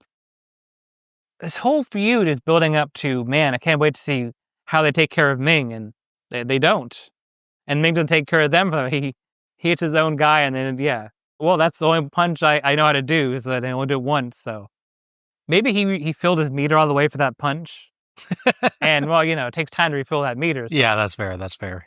he's got to go outside and, hit the directional buttons and do taunts to fill the meter back. Right, yeah. But he doesn't have time for that. The only things that make the nonsense stand out, for better or for worse, is Terry Funk and the way he sells all these things, whether it's Yes. the very obvious swearing he's not supposed to be doing. He says it like in a threatening manner, like he's you. Yes. It is very much like from an Old West movie or something like that, and the villain's just been shown up by the white hat hero. Yeah. Seen all his plans come to disaster. He's saying it that seriously, and he just got his head crammed in the guy's armpit. Exactly, yeah. Closest equivalent I have movie-wise besides that would be Biff being dropped in the manure. Like the second or third time that happens. Yeah. On a pure merit, what actually happens in the match, however, it is a very nothing affair with a flashy finish involving a pumpkin that didn't really actually do anything to his opponent. Yeah. I can at least explain why the ref doesn't question the pumpkin shards. Okay. He saw Terry grab the tear and ram himself repeatedly with it. I think he just assumed that Terry did that to himself with the pumpkin. He just smashed the pumpkin in his own head, and that's why the debris is everywhere. And then he got pile driven. So we're back to smashing pumpkins, are we? Yeah, yes. Mm-hmm. This was a super basic standard tag match on a massively accelerated timeline, with an unfortunate amount of butt and armpit related content, and not much else beyond some simple striking and a pumpkin. The character work was good, and Terry Funk in particular remains amusingly insane, but this was pretty much just the opening face-dominated segment of any tag match ever, a face in peril segment lasting precisely 36 seconds, from rope attack to double facebuster comeback, 44 seconds if you want to be generous and cut it at the tag to Knobs. Sure. And the ending. Yes, I did time that. I believe it. Did these guys get told halfway through the match that they were running low on time or something? Yeah. If not, they have booked the match backwards in the tag formula.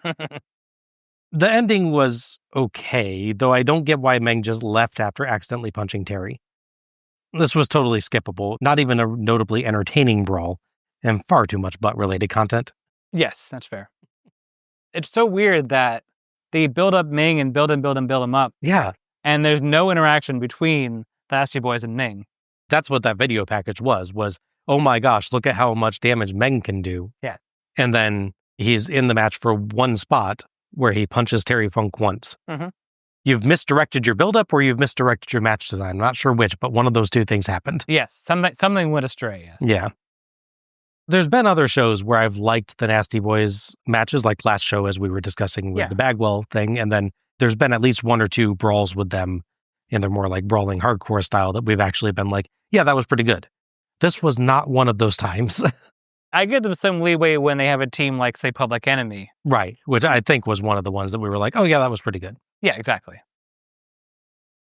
As noted, the Nasty Boys would challenge Harlem Heat at Starrcade, but it is not for the titles because space is warped and time is bendable. Tony says there's been some great matchups so far. I mean, excluding the last one, but sure. Yeah.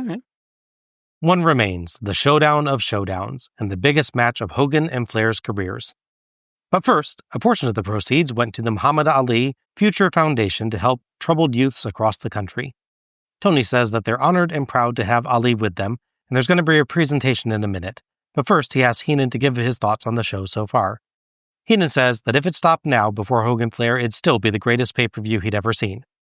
I sincerely doubt that. Yeah. This hasn't been bad or anything. No. But still, Heenan was at Royal Rumble 1992, among others. Yeah. Heenan asked Tony to pick him a winner. Tony stalls by throwing to the presentation. We cut to the ring where Gene is with WCW President Bill Shaw, Eric Bischoff, and Muhammad Ali. Shaw gives Ali a check from WCW for his foundation and says it's great to have the greatest wrestler of all time, greatest boxer of all time, meet the greatest organization, WCW.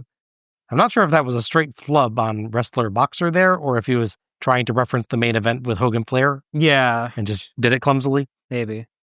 The crowd cheers Ali really big, and he gives a little wave. Gene introduces Bischoff as a Detroit native, and he gets some respectable cheers too, before reading a plaque that they've got to honor Ali. Bischoff shakes hands with Ali, and Gene gets the crowd to give Ali one more big cheer as everyone makes their way back out of the ring. Perfectly nice little segment honoring one of sports greats. Mm-hmm. It's hard not to see it, and I understand why, but the way they format this segment, the reason why we have them talking to Heenan is because they simply don't film the ring when Ali is getting into the ring. And then right as the segment ends, they cut back to them before he leaves as well. The other thing I have to note is that 2 minutes ago, a man was dropping himself first onto a pumpkin. This is true. Now here's a plaque for Muhammad Ali. Yeah, we're doing this very respectful ceremony in the ring for a boxing great, giving him a check to his foundation with a very good cause and all of this stuff. In a ring that, 2 minutes ago had a match focused on butts and pumpkins getting destroyed and a man hitting himself in the face with a chair and all this sort of stuff. And you're like, contrast? It's almost the let's have a hardcore match and then call out Vern Gagne and Lou Thez. Yes, and again, all over again. That's got to be the peak of not timing your segments right. But yes, this is second, I'd say. Back to Tony and Heenan, and Tony compliments the presentation, then turns back to Heenan's ask of a prediction. Heenan says he knows that Tony likes Hogan, and Tony agrees, though he also says he likes Flair too, having known him a long time and followed his career. But he says that every time they think Hulkamania is dead, something happens to prove them wrong. Heenan agrees. Tony says tonight won't be any different. Tony predicts that Hogan's going to win. Heenan says, but every time they thought Flair couldn't get it done again, he proved he could, winning the World Championship 11 times. Heenan says Ali couldn't do that, Hearns couldn't do that, the Yankees couldn't do that, but Flair could. One man, Ric Flair. And tonight he's going to do it for the 12th time. Hogan, take a hike. Tony says that one man's career will end tonight and throws to the ring. A little early, it turns out, as we see Michael Buffer just getting set up in the ring and waiting for his cue. A small section of the crowd gives a Hogan sucks chant, so we've definitely got some Flair fans out there. Yes. Tony and Heenan do a great discussion there of both guys being guys that have exceeded expectations at points in their career and gone beyond what you thought were possible for them at various moments. And I liked that, as he does many points on this show, Tony, despite being the face announcer and Flair being the heel, is very respectful of Flair. Yeah. And very keen to help build up that Flair has had this legendary career and is a great wrestler. So, and it makes sense for Tony as a commentator and character on the show as well that, he has known Flair for absolutely years at this point and been part of various interview segments and gotten to know the man. So it makes sense that he'd be like, I recognize this man as a great wrestler. I may not always agree with everything he does, but I recognize this man as a great performer and a great fighter, and I'm not going to say anything other than that. So I love that when Heenan says, look, I know you like Hogan, and Tony says, I like Flair too. Yeah, exactly. I appreciated that. Yeah, I agree. I mean, this could have been a very one-sided Heenan is pro-Flair, anti-Hogan bit, but I like this some more subtext to it because, Schiavone can separate Flair, the wrestler, the talent, and the man that he's known at this point about 11 years, he distinguishes that from, say, Flair, the insane person that cheats and takes shortcuts. So it's respect for the person himself. Mm-hmm. It's been very easy to just have Heenan be boo Hogan, yay Flair, and Schiavone be just sort of roll his eyes or sort of be dismissive, like a Gorilla Monsoon, oh, would you stop please kind of thing. Which is, is great too. It's good too, yeah, it's not bad. But this fits their relationship better, I think. And it worked for this moment, I think. Mm-hmm. To Heenan's credit in this segment as well, when Tony says Hogan has proven that he could rise to the occasion repeatedly, Heenan agrees with him. Yeah. He also doesn't just go into pure anti-Hogan on it. Mm-hmm. They both acknowledge the greatness of each other's favored picks. I think it's a terrific segment. Mm-hmm. I did check his stats. Yeah. He mentioned the Yankees hadn't did that many championships. Mind you, I am not a baseball guy. Maybe there's a qualification of these championships count or these don't. But the total count of world championships they had up to 1994 is 22. Okay. So again, maybe these first 11 don't count because something, major league, whatever. But purely, you go to Wikipedia and see the stats. How many times they won the championship? I kind of put in 22. Maybe what he means is the Yankees couldn't win it exactly 11 times. Oh, I see. They screwed up. They went beyond it. That's fair, yeah. So our final match is the Nature Boy, Ric Flair, with Sherry, versus Hulk Hogan with the Mouth of the South, Jimmy Hart, and Brother Bruti for Hogan's WCW World Heavyweight Championship, and the loser must retire. The referee for this match is Mr. T. As we saw back at Bash Week 94 when we covered it, Hulk Hogan would debut for the WCW, I gotta say it correctly, and immediately win the world title off for Ric Flair. Rick, as we've known watching shows, does not handle loss well, so he would get desperate as time goes on. We'd also get a side story where a masked man would sneak up behind and attack Hogan before a match against Ric Flair for the world title. Weirdly, tried to strike him in the knee with the pipe or some sort of swinging object. It feels very similar to an actual event that happened at this time involving Nancy Kerrigan, but I'm sure they wouldn't do anything like that. It's just, so ironic how fate and the story they did afterwards happened. That's fair. The same way they had someone biting ear, 2 years after it actually happened with Mike Tyson? Yes. You're getting to it eventually. So in spite of Hogan being attacked before said match and being taken away in ambush to a medical facility, they might have said hospitals back then, he would still come back for his match because he's Hogan. And don't worry, he would still win, but only via countout. A one-legged Hogan isn't unbeatable, but via pinfall. He can beat you via countout. Things would escalate from here with more attacks and Hogan trying to get to the masked man and reveal identity, but famously he'd pull the mask off and he had a second mask on. A great gimmick that he apparently, spoiler alert, forgot to do tonight. Yeah. Which would have helped. And as part of the escalation of things that's covered throughout the show, both men agreed to put their careers on the line for this match.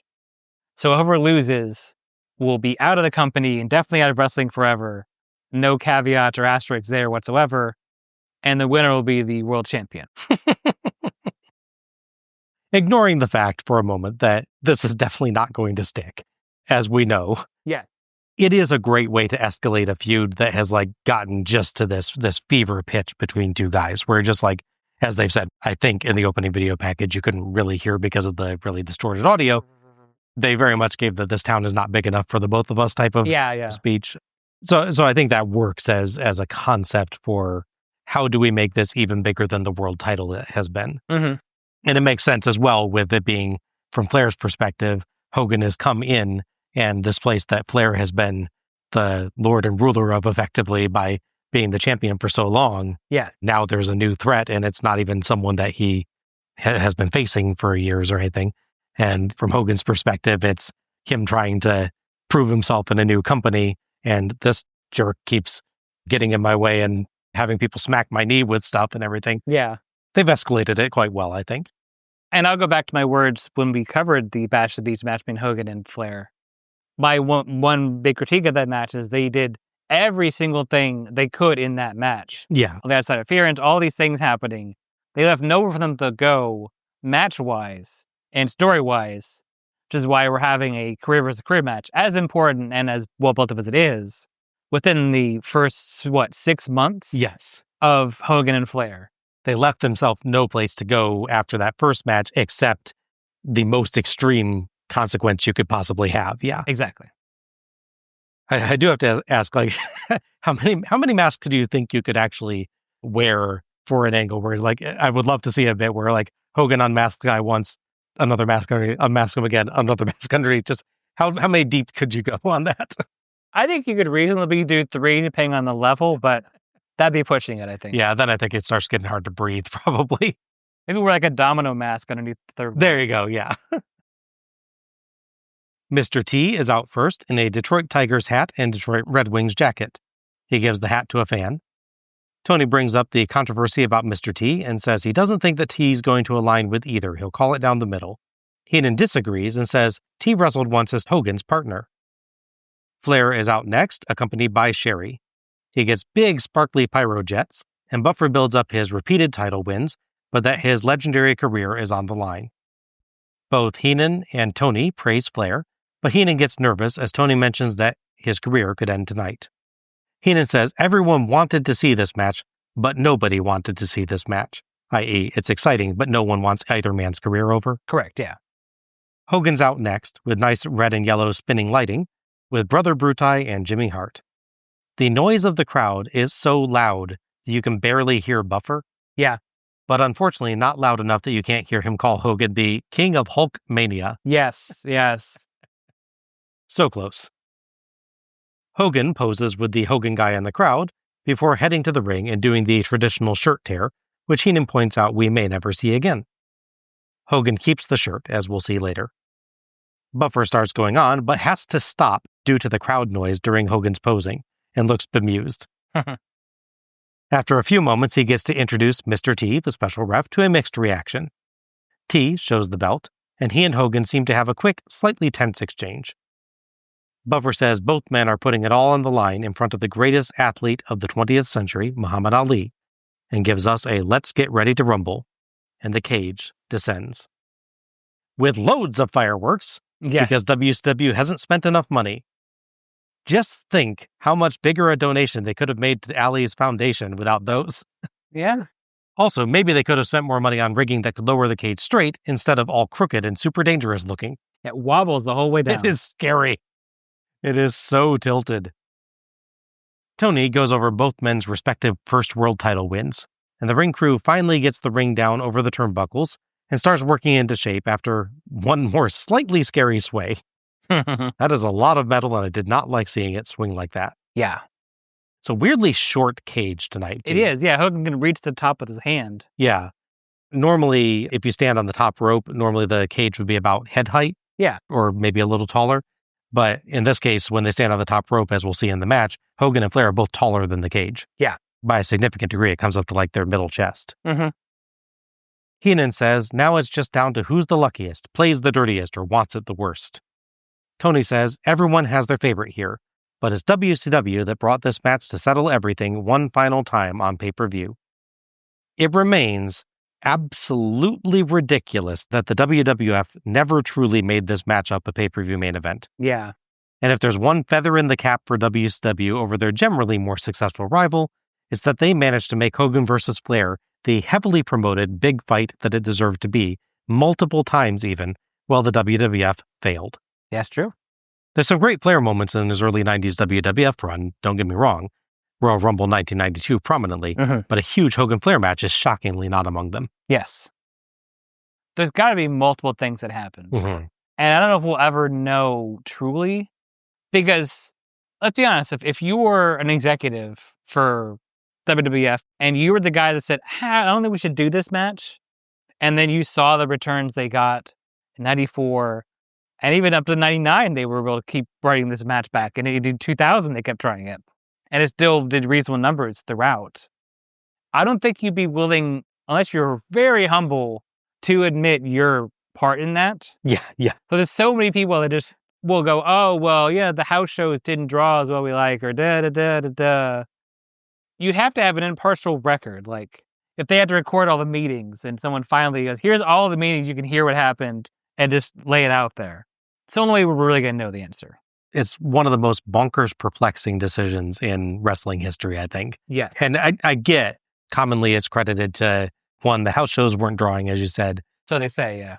The reason for things like that might have been how the WWF tended to present that they were the only game in town. People that were coming in from other companies were scrubs and had to earn their way up here and everything. And this was the one time that they were trying to present someone coming in as being on the same level as everybody else. The real world champion. Yeah.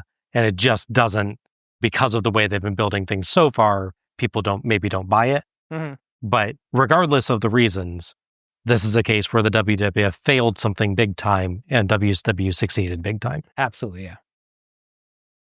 As we get started, Heenan notes that this is a pinfall or submission only cage match. There's no countouts, no disqualifications. This isn't a climb over the cage to win type. I'm very glad to hear that because I don't like that type.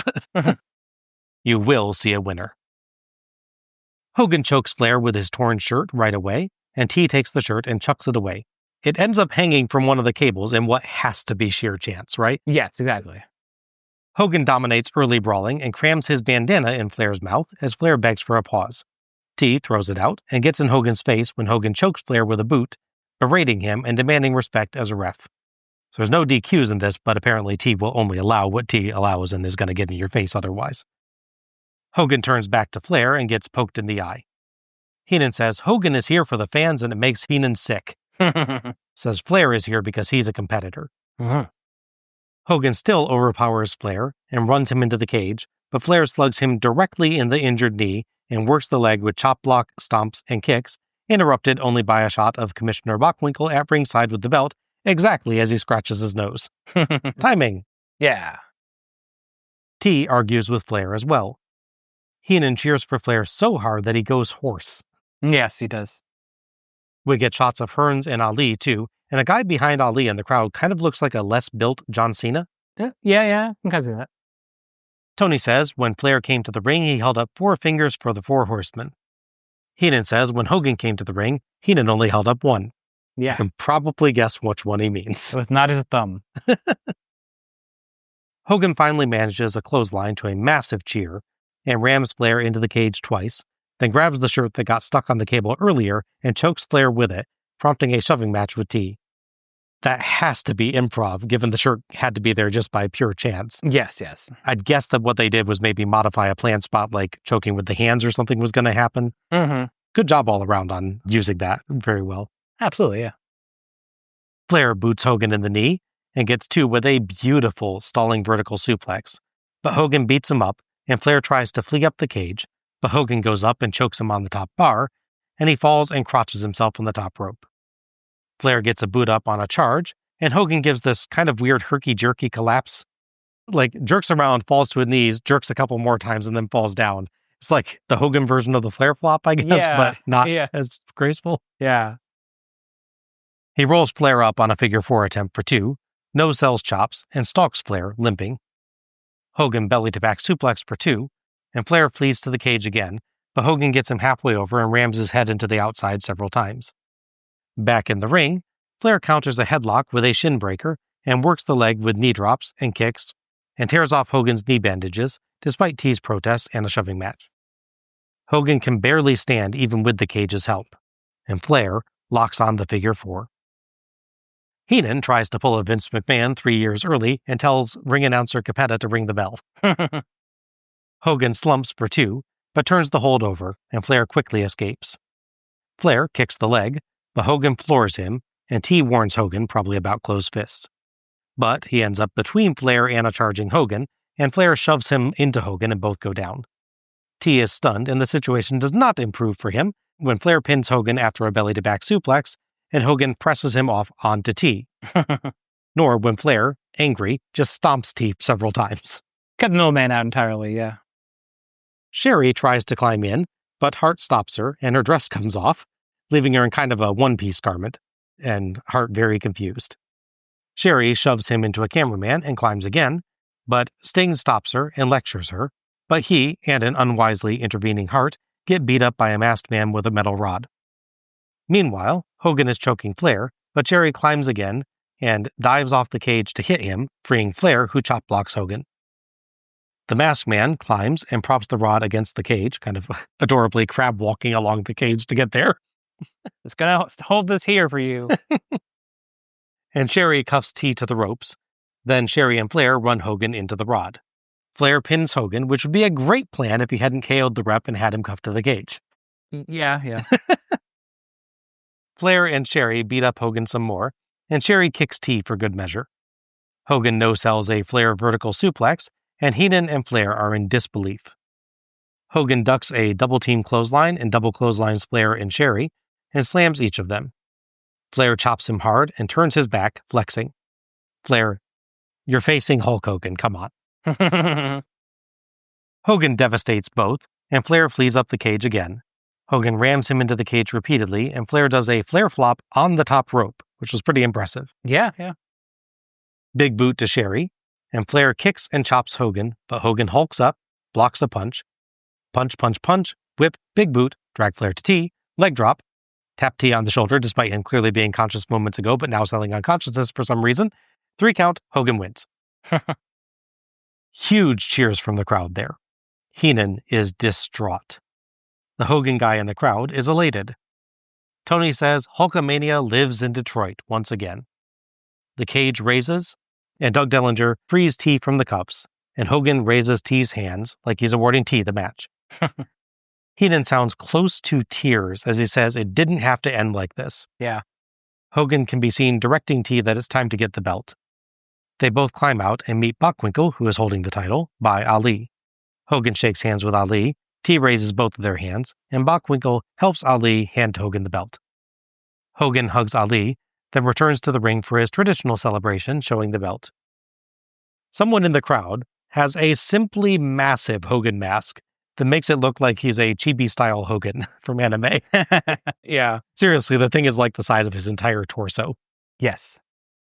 Ali and his entourage make their exit, T escorting Ali. Hogan does the whole see which side of the crowd will cheer loudest thing and his ear cups. Heenan is speechless about Flair's loss, and Tony praises Flair as one of the greatest world champions ever known. There is more after this, but I think we should pause here to discuss the match, because there's quite a bit that happens. Yes, exactly. So, thoughts on this one? I thought it was a very good competitive match up until a point. Mhm. If it's just the two of them fighting and hitting the usual spots, I think it works fine. As the match goes on, though, there are just so many bells and whistles. Yes. So many cheats and shortcuts and extra little things. It's a back and forth match with more bells and whistles than a clown convention. How many people have to interfere in this match? Counting faces. I mean, you have Sherry, you got Sting, Sherry, Hart, the Masked Man. So 4 clear interferences. Yes. And then Mr. T himself is involved quite frequently as well. So, yeah, 4 to 5. Yes. In a cage match. Yes. But the whole point is people can't interfere because it can't get to you because of the cage. Yeah. Maybe they couldn't have if WCW had, paid for the 3rd level of the cage. Yes. Maybe this is like the Thunderdome cages, but they just didn't take the dome with it. That's why it's so short. Because it has that sort of rounded dome at the top. Guys backstage are like, you packed the top, right? No, I thought you were packing the top. Oh, crap. I'm sure it'll be fine. Thankfully, it isn't the case where Hogan shook the cage and realized how wobbly it is. Oh, God. Yeah, that's Slamboree 95, I think it is. Yeah. You can see him just give this like, oh, that's not supposed to do that. I'm not climbing up that side ever. I'm not taking this side at all, no. Yeah, there's so much nonsense, which, to be fair, a lot of the audience does eat up. So it's not like they're doing stupid things that the crowd doesn't react to. Right. It's just weird that with this level of competitor, that you need all this stuff. What I will say I think is good about it is that you basically do get an entire match between them before that happens. That's fair, yeah. It goes through the entire sequence. You can easily picture in a normal match what would have happened is Hogan gets the figure 4 turned over. Flair does that last kick to the knee. Hogan starts the Hulk up sequence and you go to the finish right there. Yeah. So really all the extraneous stuff that happens is kind of this like middle bridge portion between Hogan starting his comeback and Hogan's final victory. Okay. So I didn't really mind all the extra stuff because it felt to me like we got a complete Hogan Flair match before that even happened. Yeah. It is very busy. It is very, very busy, yeah. It goes to what you said, I think, about like they started with the biggest thing that they could do on Bash at the Beach 94. And so you have to grow it from there. And the only way you can grow it from there is let's introduce an absolutely massive amount of people. Yeah. Well, it also creates situations that could easily be avoided. If this match didn't have 20,000 people interfering on one side or the other, you wouldn't question, wait, why isn't Brother Bruti or Brutus at ringside? Yes. His absence when all this interference happened, even if he didn't know what's coming next, you'd be like, wait, why isn't he out? Yeah. He's part of the plan. He's Big Brother, apparently. Yeah, he's nowhere to be seen. Sting has to leave his seat, his bird's eye view, no less. Yes, yeah. His treasured bird's eye view, yeah. He's got to flap his wing, get over there, and interfere. I'll tell you why you don't see Brother Bruti, though. Okay. It's because he's there pretending to be camouflaged. Oh. And he's so good at it. Oh, he was there. Yeah, he was there the whole time. He's just saying, I am camouflage, and it's the precursor to John Cena. He doesn't even have to do the hand wave to disappear. You know, there was a weird point in the match I noticed where the cameraman was sort of facing off to the right when no one was in frame, and then he just panned back the match like normal. That must have been where he told him he's camouflaged. I'm camouflaged. If you turn your camera this way, there will be nothing there. Exactly. So just don't point here. Yeah. So at that point, he became visible. And that's why there was nothing there when the camera pointed. Okay, right. See, that explains it so much. Because otherwise, he was hiding under the ring, apparently between matches, and he's been there the entire time under the ring, where he decided to crab walk to the middle and hold a steel rod in front of a steel cage. Because you need another piece of metal in front of the metal. A literal hat on a hatch involving a steel cage match. Yeah. But then it had to wait about what felt like an eternity, with his legs akimbo, holding this thing in position. Yeah. Now, I will note, Bruti actually does walk down to the ring with Hogan. Interesting. And then just walks back up, I guess. Yeah. So I don't know if, obviously they've had someone else, I think Arn Anderson, be the masked guy at various points as well. So it's possible that he's the masked man during the match and Bruti comes out again afterwards. We don't see because Bruti, slight spoilers, it's going to be Bruti that's the masked man. Yeah. As we've kind of discussed openly at this point. But when he shows up to attack Hogan later on, he will do it by running down the entrance ramp. Yeah. So maybe that's Arn. It's either Arn or it's just another guy they have doing that spot for the main portion, unless somehow he managed to duck under the ring in front of the crowd. Actually, I might have figured it out. Hold on. We both seen The Prestige, right? Yeah. Okay. That whole story, not getting into the complex nature of that story, is about how magic involves The Prestige, a big moment to make you look over here so you don't see what's happening on the other side. Look to the right so you don't see what's happening left. So maybe he does come out with them, like you remember. And once the cage starts wobbling and shaking, everyone's like, oh shoot, what's going on with this cage? It's going to fall over. It's going to snap off these ropes. Meanwhile, he slides into the ring during that. So it was not an accident. It's not poor design.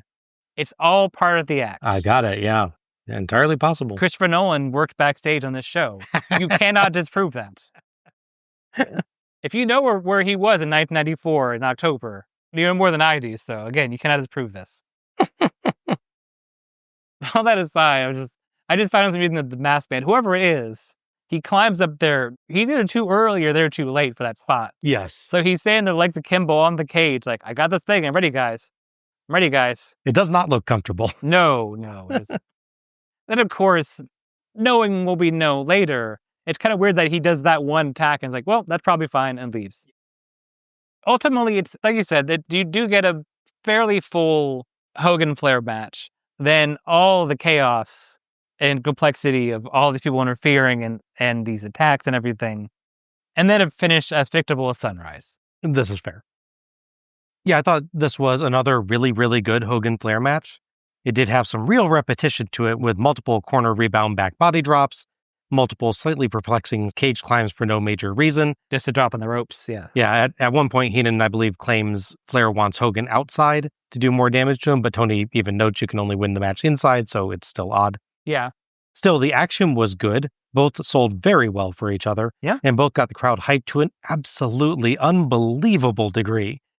The match had good progression and was more back and forth than I was expecting, with Hogan splitting his comebacks into sections, interspersed with Flair stopping them and working over his previously injured knee to build to the figure 4. After that, they shifted gears to entertaining spectacle, with loads of people all deciding to get involved. Yeah. Some interesting Flair Sherry spots en route to an unsurprising but well-executed finish. Yeah. There are some confusing elements in the storytelling, like why T interposes himself so much when there's no DQ, which can often be asked of refs in no DQ matches anyway, and why Flair and Sherry beat up and handcuff the ref that they need to win the match, and who couldn't do anything to DQ them anyway, so they might as well just beat up Hogan in front of him. Yeah, this was a non-cage match. You could say, oh, they want some other ref to take his place, but they don't get that. But this was a really fun watch, and much like their Bash at the Beach match, proved that the WWF really dropped the ball in this feud when they had the chance. Like Bash at the Beach, this is Hogan and Flair showing all their prowess from their long careers in putting together an epic contest and exciting a crowd. I thought Mr. T put on quite a good guest ref performance overall. His counting is a little awkward. He kind of does this weird kneel and very short movements for it. But he was on the ball for the whole match, and this was quite a long match with a lot of complicated spots in it. He never seemed lost for what to do. I didn't catch someone having to go over and say, now we will do this, or anything like that. He handled his role quite naturally. While I will agree, we suddenly massively complicate everything in the late match, I thought at least those were still entertaining moments. Yeah, I agree.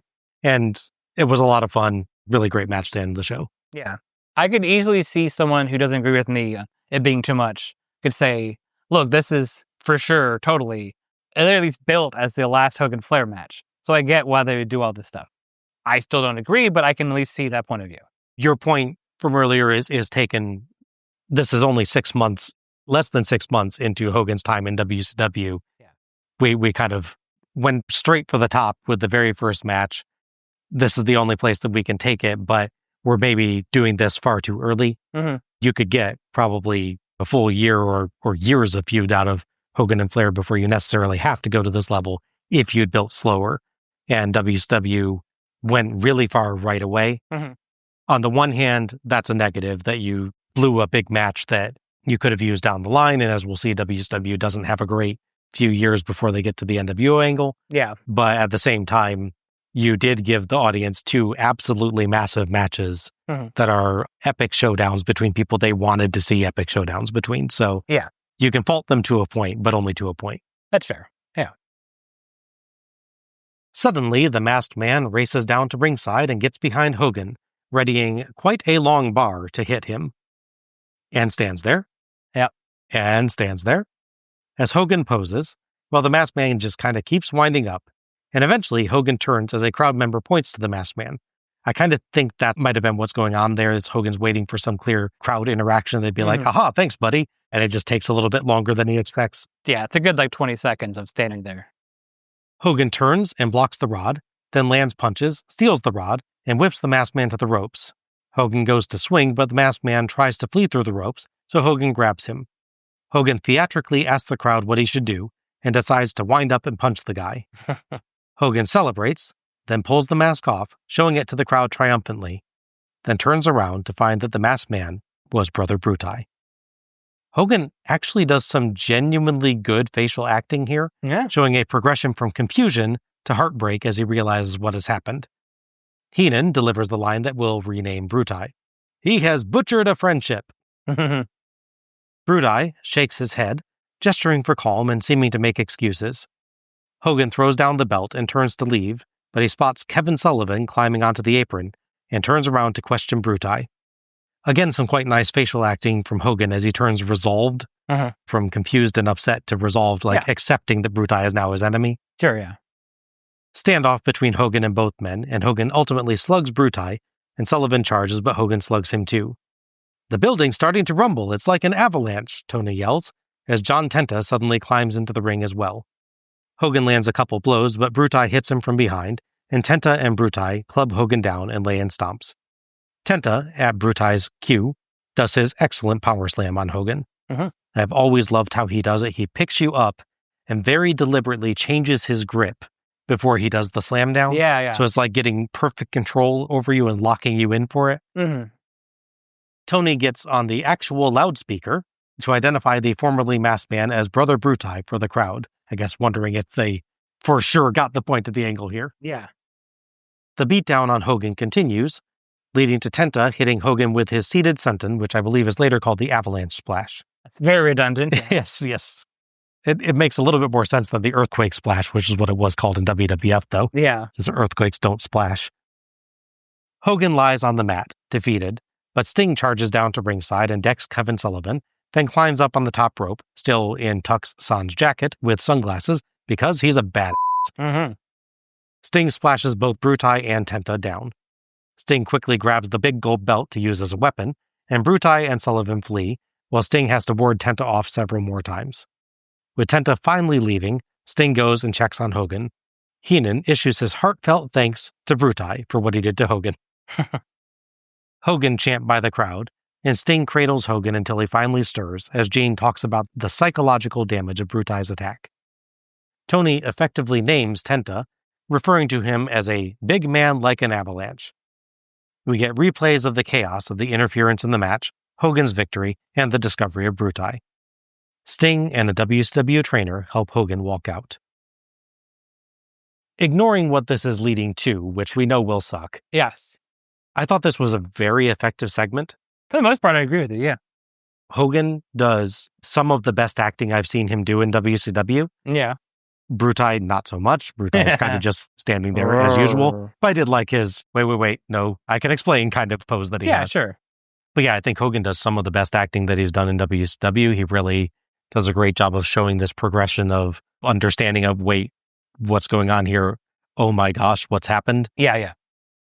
Sullivan and Bruti and the future Avalanche working together to take Hogan down feels like it takes the right amount of time that doesn't undersell Hogan's ferocity as a competitor, basically. Right. But obviously he's 3-on-1 against 3 quite good competitors themselves in storyline anyway. Yes. I mean, legitimately in Tenta and Sullivan's case, less so in Bruti's. Understood, yes. And so they are going to get him down. And it doesn't really take them too long to do so. The numbers game, as they say. And then Sting coming out and doing a quite dramatic save of Hogan and Tenta being quite hard to actually get to go away as well, all kind of show that we're in a different angle now. Yeah. Show that Tenta in particular is a massive, massive threat. Massive, not intended as a pun, but it is one. Yes. Mm-hmm. And really set the stage for something new. It is unfortunate that the thing that it is setting the stage for is Starrcade 1994 and that terrible, terrible match on the show. Yeah. But the actual moments on this show, I think, are quite good. Yeah, it's a mix of high quality, like, to your point, and some pretty silly theatrics, like waiting for the audience to react before you turn to see him, or pulling the mask off and immediately looking away and then turning back to see what it was. Yes. It's very important to know it is. Excuse me. Hey, wait a second. Yeah, I agree. Definitely those two moments are a little bit unnecessarily theatrical, maybe, or just make this a little bit clumsier than it needs to be. Otherwise, I agree. I think they do a lot in a short amount of time, setting up multiple matches eventually for later shows and resetting the Brutus character as the Butcher and focusing Kevin Sullivan and it was an Avalanche. So there's a lot they do there for sure. Yeah, and in one segment, they managed to quite effectively establish a totally new heel faction that has not existed before this moment. And you don't generally see that effective of a transformation in WCW, I think, until the formation of the NWO. Mm-hmm. And I am not comparing a heel faction involving Brother Bruti as one of his 3 members necessarily to the quality level of the NWO angle. No, I get that. But you can see signs of the same kind of thinking of how can we make this as shocking and big as we can? So we've given this angle a big send-off. Now let's give a big intro to the new one. I think it works. Mm-hmm. I think they try something similar next year, but it doesn't quite work the same way. Mm-hmm. Especially considering that I already knew what this was leading to and that I don't like what it leads to. Yeah. It's impressive how well this still made me take it. There was a part of me that's still like, I really want to see this show that this leads to. And then I was like, oh, right, it's Starrcade 1994, and I hated that. Yeah. Which I think is a pretty good compliment to give a segment. Yeah. So that will lead to a big match at Clash 29, involving Hulk Hogan, Sting and Dave Sullivan to battle the new threat. I put in quotes on the word threat there, but let's go with it. Of Kevin Sullivan, Avalanche, and the Butcher. That will also lead us to a handful of matches of varying levels of bad, let's put it that way. Mm-hmm. Starrcade 94, including, for some reason, Kevin Sullivan and Mr. T, because there's no third person out here in the segment, I guess, to interview with. So the ref from earlier, I guess, counts. Obviously, Sting and Avalanche are clearly building up to, and of course, Hogan and Butcher, which is definitely a match. Yeah. Dave Sullivan, I think, is actually injured on that show or something like that. Yes. So that may be why we didn't get another Sullivan versus Sullivan match. That's very Which I imagine is probably what they were going to lean towards. Yeah. I don't know if we got a better match. The Sullivan versus T match was an absolute nightmare of a thing. Yeah. That was so bad. That was so bad. We cut to Tony, Heenan, and Gene. Heenan looks distraught. Mm-hmm. Tony says that Flair's career is over, and Gene says that's one thing about tonight that he regrets, because like him or not, Flair's retirement is a loss to the sport. Tony agrees. Tony says they're going to have updates on the Hogan Bruti situation in the future, as Gene calls Heenan, "You piece of," seemingly out of nowhere, maybe for praising Bruti earlier. Yeah. Tony starts to sign off, but Heenan interrupts to address Ric Flair. Gene tells Heenan to stop crying. Heenan glares at him and then continues, thanking Flair for 27 years of the greatest, and is overcome by emotion and stops. Tony says he agrees and signs off. We get the credits with what I believe is the same dramatic music from last year, and Halloween Havoc 1994 is done. Just before we get to our overall thoughts, again, I really love that all three of the announcers were praising Ric Flair in this segment again, so they maintained that earlier feel of we're not just going instinctive face versus heel reaction. We're seeing beyond that. I really like that for this show. It's something Flair has obviously earned at that point, and it's good he gets that. Overall thoughts on Halloween Havoc 1994? It's a pretty strong show. It's a shame the branding is all but missing, but the quality of the show, for the most part, is really strong. There's obviously some downsides, match quality-wise. You know, the Sullivan's fighting and the opening match not being that great.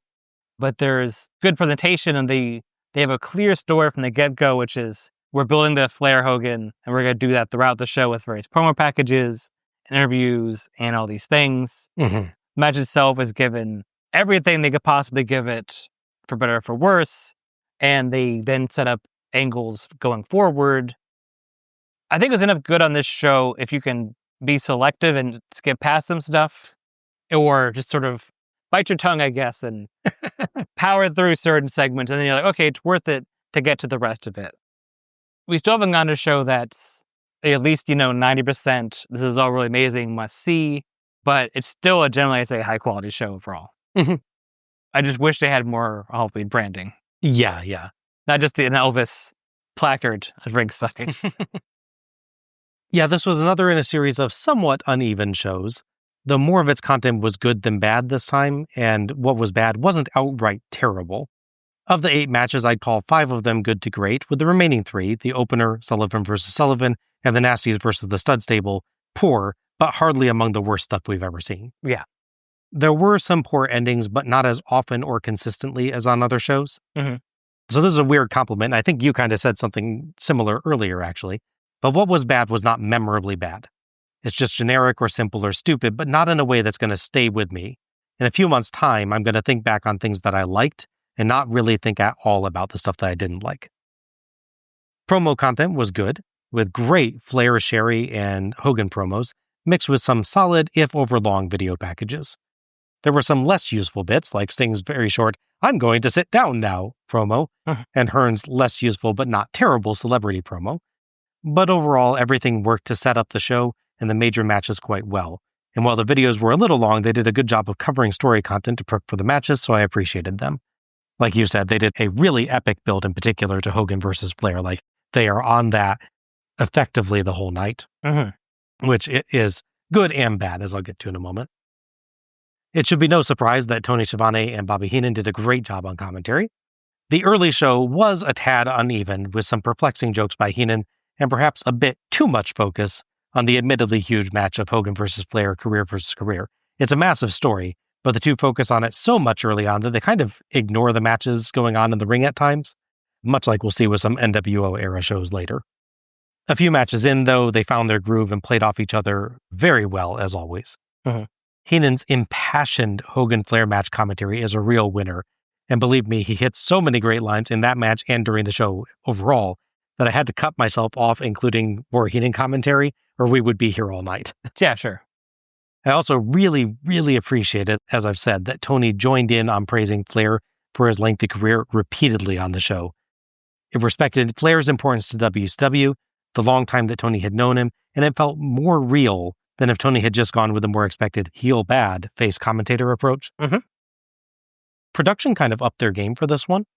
Aside from the pretty good video packages, we had some great shots reflected in sunglasses, the one I specifically called out on Meng, but there's also one, as you noted, with Sting later on. Yes. In both cases, you can 100% clearly see the action, which is just terrific filming work. They had some other nice stylistic points as well, and they caught some truly great moments like Vader's tribute to Ali. That said, it's still WCW, so they also caught stuff like Bockwinkel scratching his nose. The lighting wasn't always great, and not the cameraman's fault. Some wrestlers were caught clearly calling spots throughout. Thematically, the show did pretty well. Sadly, we didn't get a crazy spooky intro, but the crypt and the cemetery stage design was great, and the varied spooky cartoon graphics used for the entrance name cards were a lot of fun. Yeah. If the commentary team and all had worn costumes, this would probably be up there with the best uses of the theme. They didn't, but it's still a pretty strong showing, I think. Yeah. Overall, it's an uneven show, but with more good to it than bad, and no sustained down periods, making it a pretty easy watch. Enjoyable and less frustrating than some of the other shows in this series. Yeah, I think booking-wise, maybe the problem is that you think of Halloween as a celebratory, let's have fun sort of thing. Let's just dress up as characters, let's unwind, that kind of stuff. But at the same time, they're trying to pitch this match as the most important match in all of wrestling history. I think that's the conflict you run into thematically. This goes a little bit interestingly to what I believe Tony Schiavone has said on his own podcast, that as a company, WCW, he said, did not actually see Starrcade as their version of WrestleMania. They saw Halloween Havoc as their version of WrestleMania. That's the one that you pull out all the stops for. And you can see that's the show that they do the big events, big weird matches, costumes, and the showmanship aspect of it, if you're thinking of that as part of WrestleMania. And also the one that they oftentimes, not necessarily always, but oftentimes target their like big feud enders and things for, or big feud transitions for. Sure. You can see those a lot of the time at Halloween Havoc. So it's a somewhat weird contrast because, like you said, you see these like kind of very playful graphics and well done but cartoonish set and everything. And at the same time, you're being asked to be like, this is deadly serious. We have Hogan versus Flair for their careers. One of these guys will leave wrestling forever. Yeah. It's a similar thing that you run into with Bash at the Beach series that, the formation of the NWO happens on a beach-themed show, Hogan walking down to betray WCW down a beach-themed set. Yeah. In some ways, the contrast works Yeah. for both series, but in some ways, you're always a little bit like, kind of wish that we had that dramatic moment with a less silly backdrop or things like that, you know? Exactly, yes. All right, match of the night and MVP then. So, Al, what is your match of the night? So, there's a couple good matches of contention. I could see a case for the Stars and Stripes versus Pretty Wonderful match. It's a great example of the tag formula, if not the best example of the tag formula. Doesn't do any sort of creative thing with the formula to elevate the formula, and there are matches that do that well. But it's just a solid tag match, and if this was a really bad show, miles and away it stands out. But thankfully, it's not. There are definitely shows where we would have picked that for match of the night, 100%. for sure. Like, and not meant as an insult, meant as that's a good match. Just on this show, there might be ones that are better. Even if you understand grading on a curve, it's still a good match. Exactly. Main event with all the build-up and expectations and hypes still delivers pretty well. I could see that being a case. But I'm pretty sure you know where I'm going with this. My match tonight is, of course, Vader versus Guardian Angel. I had no doubt from the moment we watched the show. I was like, this is Al's match of the night. Yeah, it's a great use of all the talent involved. They know how to make each other look so good while beating the crap out of each other in ways that can also be safe. Like they take safe bumps, but they'll hit each other really hard, in the chest. Yes. It's the ending of a feud in a way that, as I said before, builds off everything from that feud and wraps up nicely. Yes, yeah. I think that is a totally fair view. I mean, you've been praising this feud all throughout for very good reasons. This is an excellent, excellent feud. As we said earlier in the show, this is one of the best big men feuds that has been, I think, in wrestling. Yes. And they are terrific together.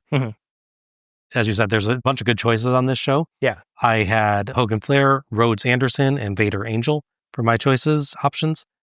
All three were matches that I think managed this like really good big fight feel in feuds that had reached a breaking point. Yeah. All three went big with the emotion and ferocity of the match. And I have gone back and forth on this. Sure. But I'm going to go, in my case, with Rhodes Anderson. Okay.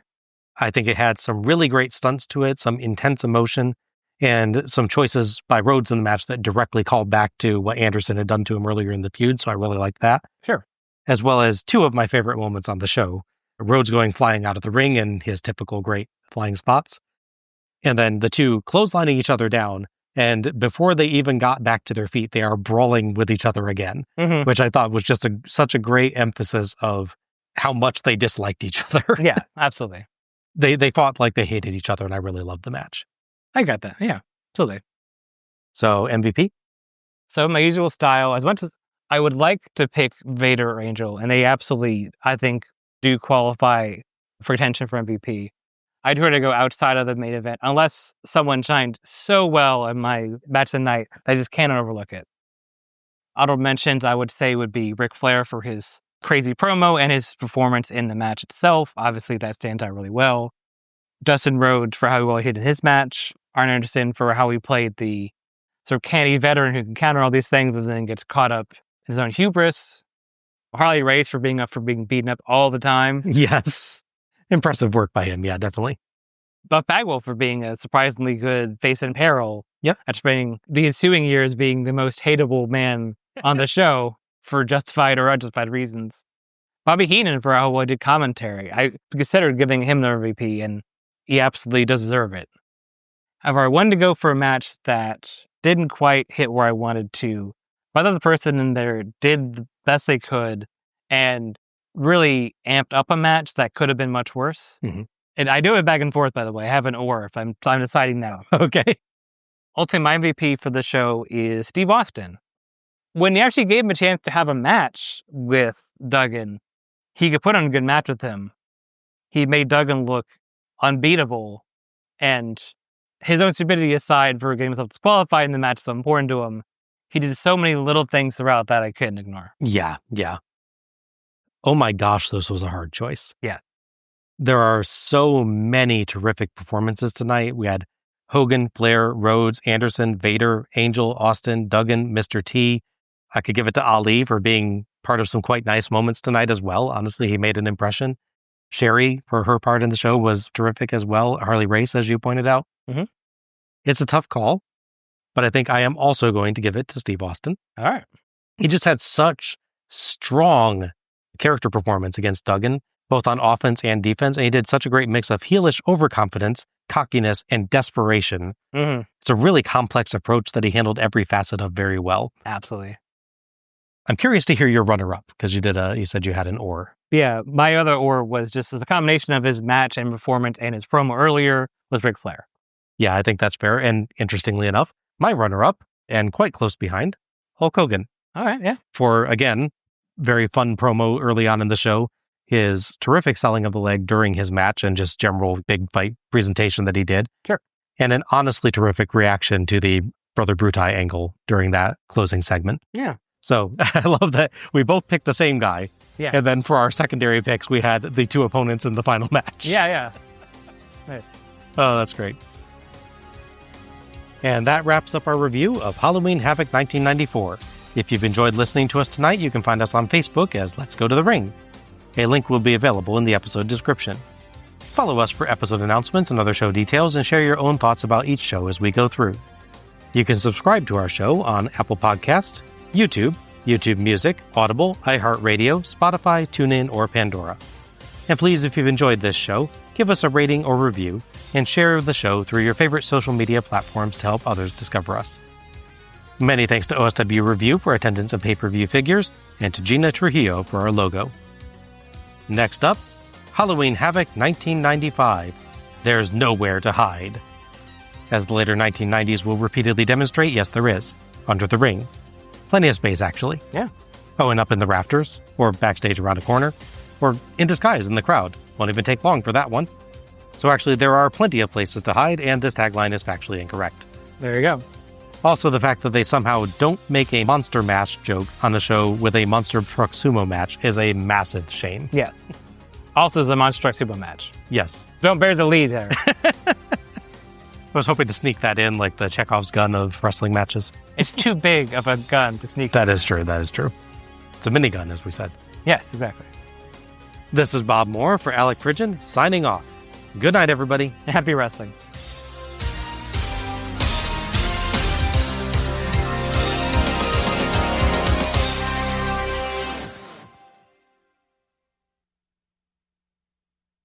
I was just like, I'm just going to stare at him until he runs out of birds that stand up that he can mention. Those are the ones that came to mind initially. I could think of more if he wanted. Peacocks. Peacocks also do that. Yeah, that's fair. That's fair. And we watch these shows on Peacock. That's true. It all fits together. Mm-hmm.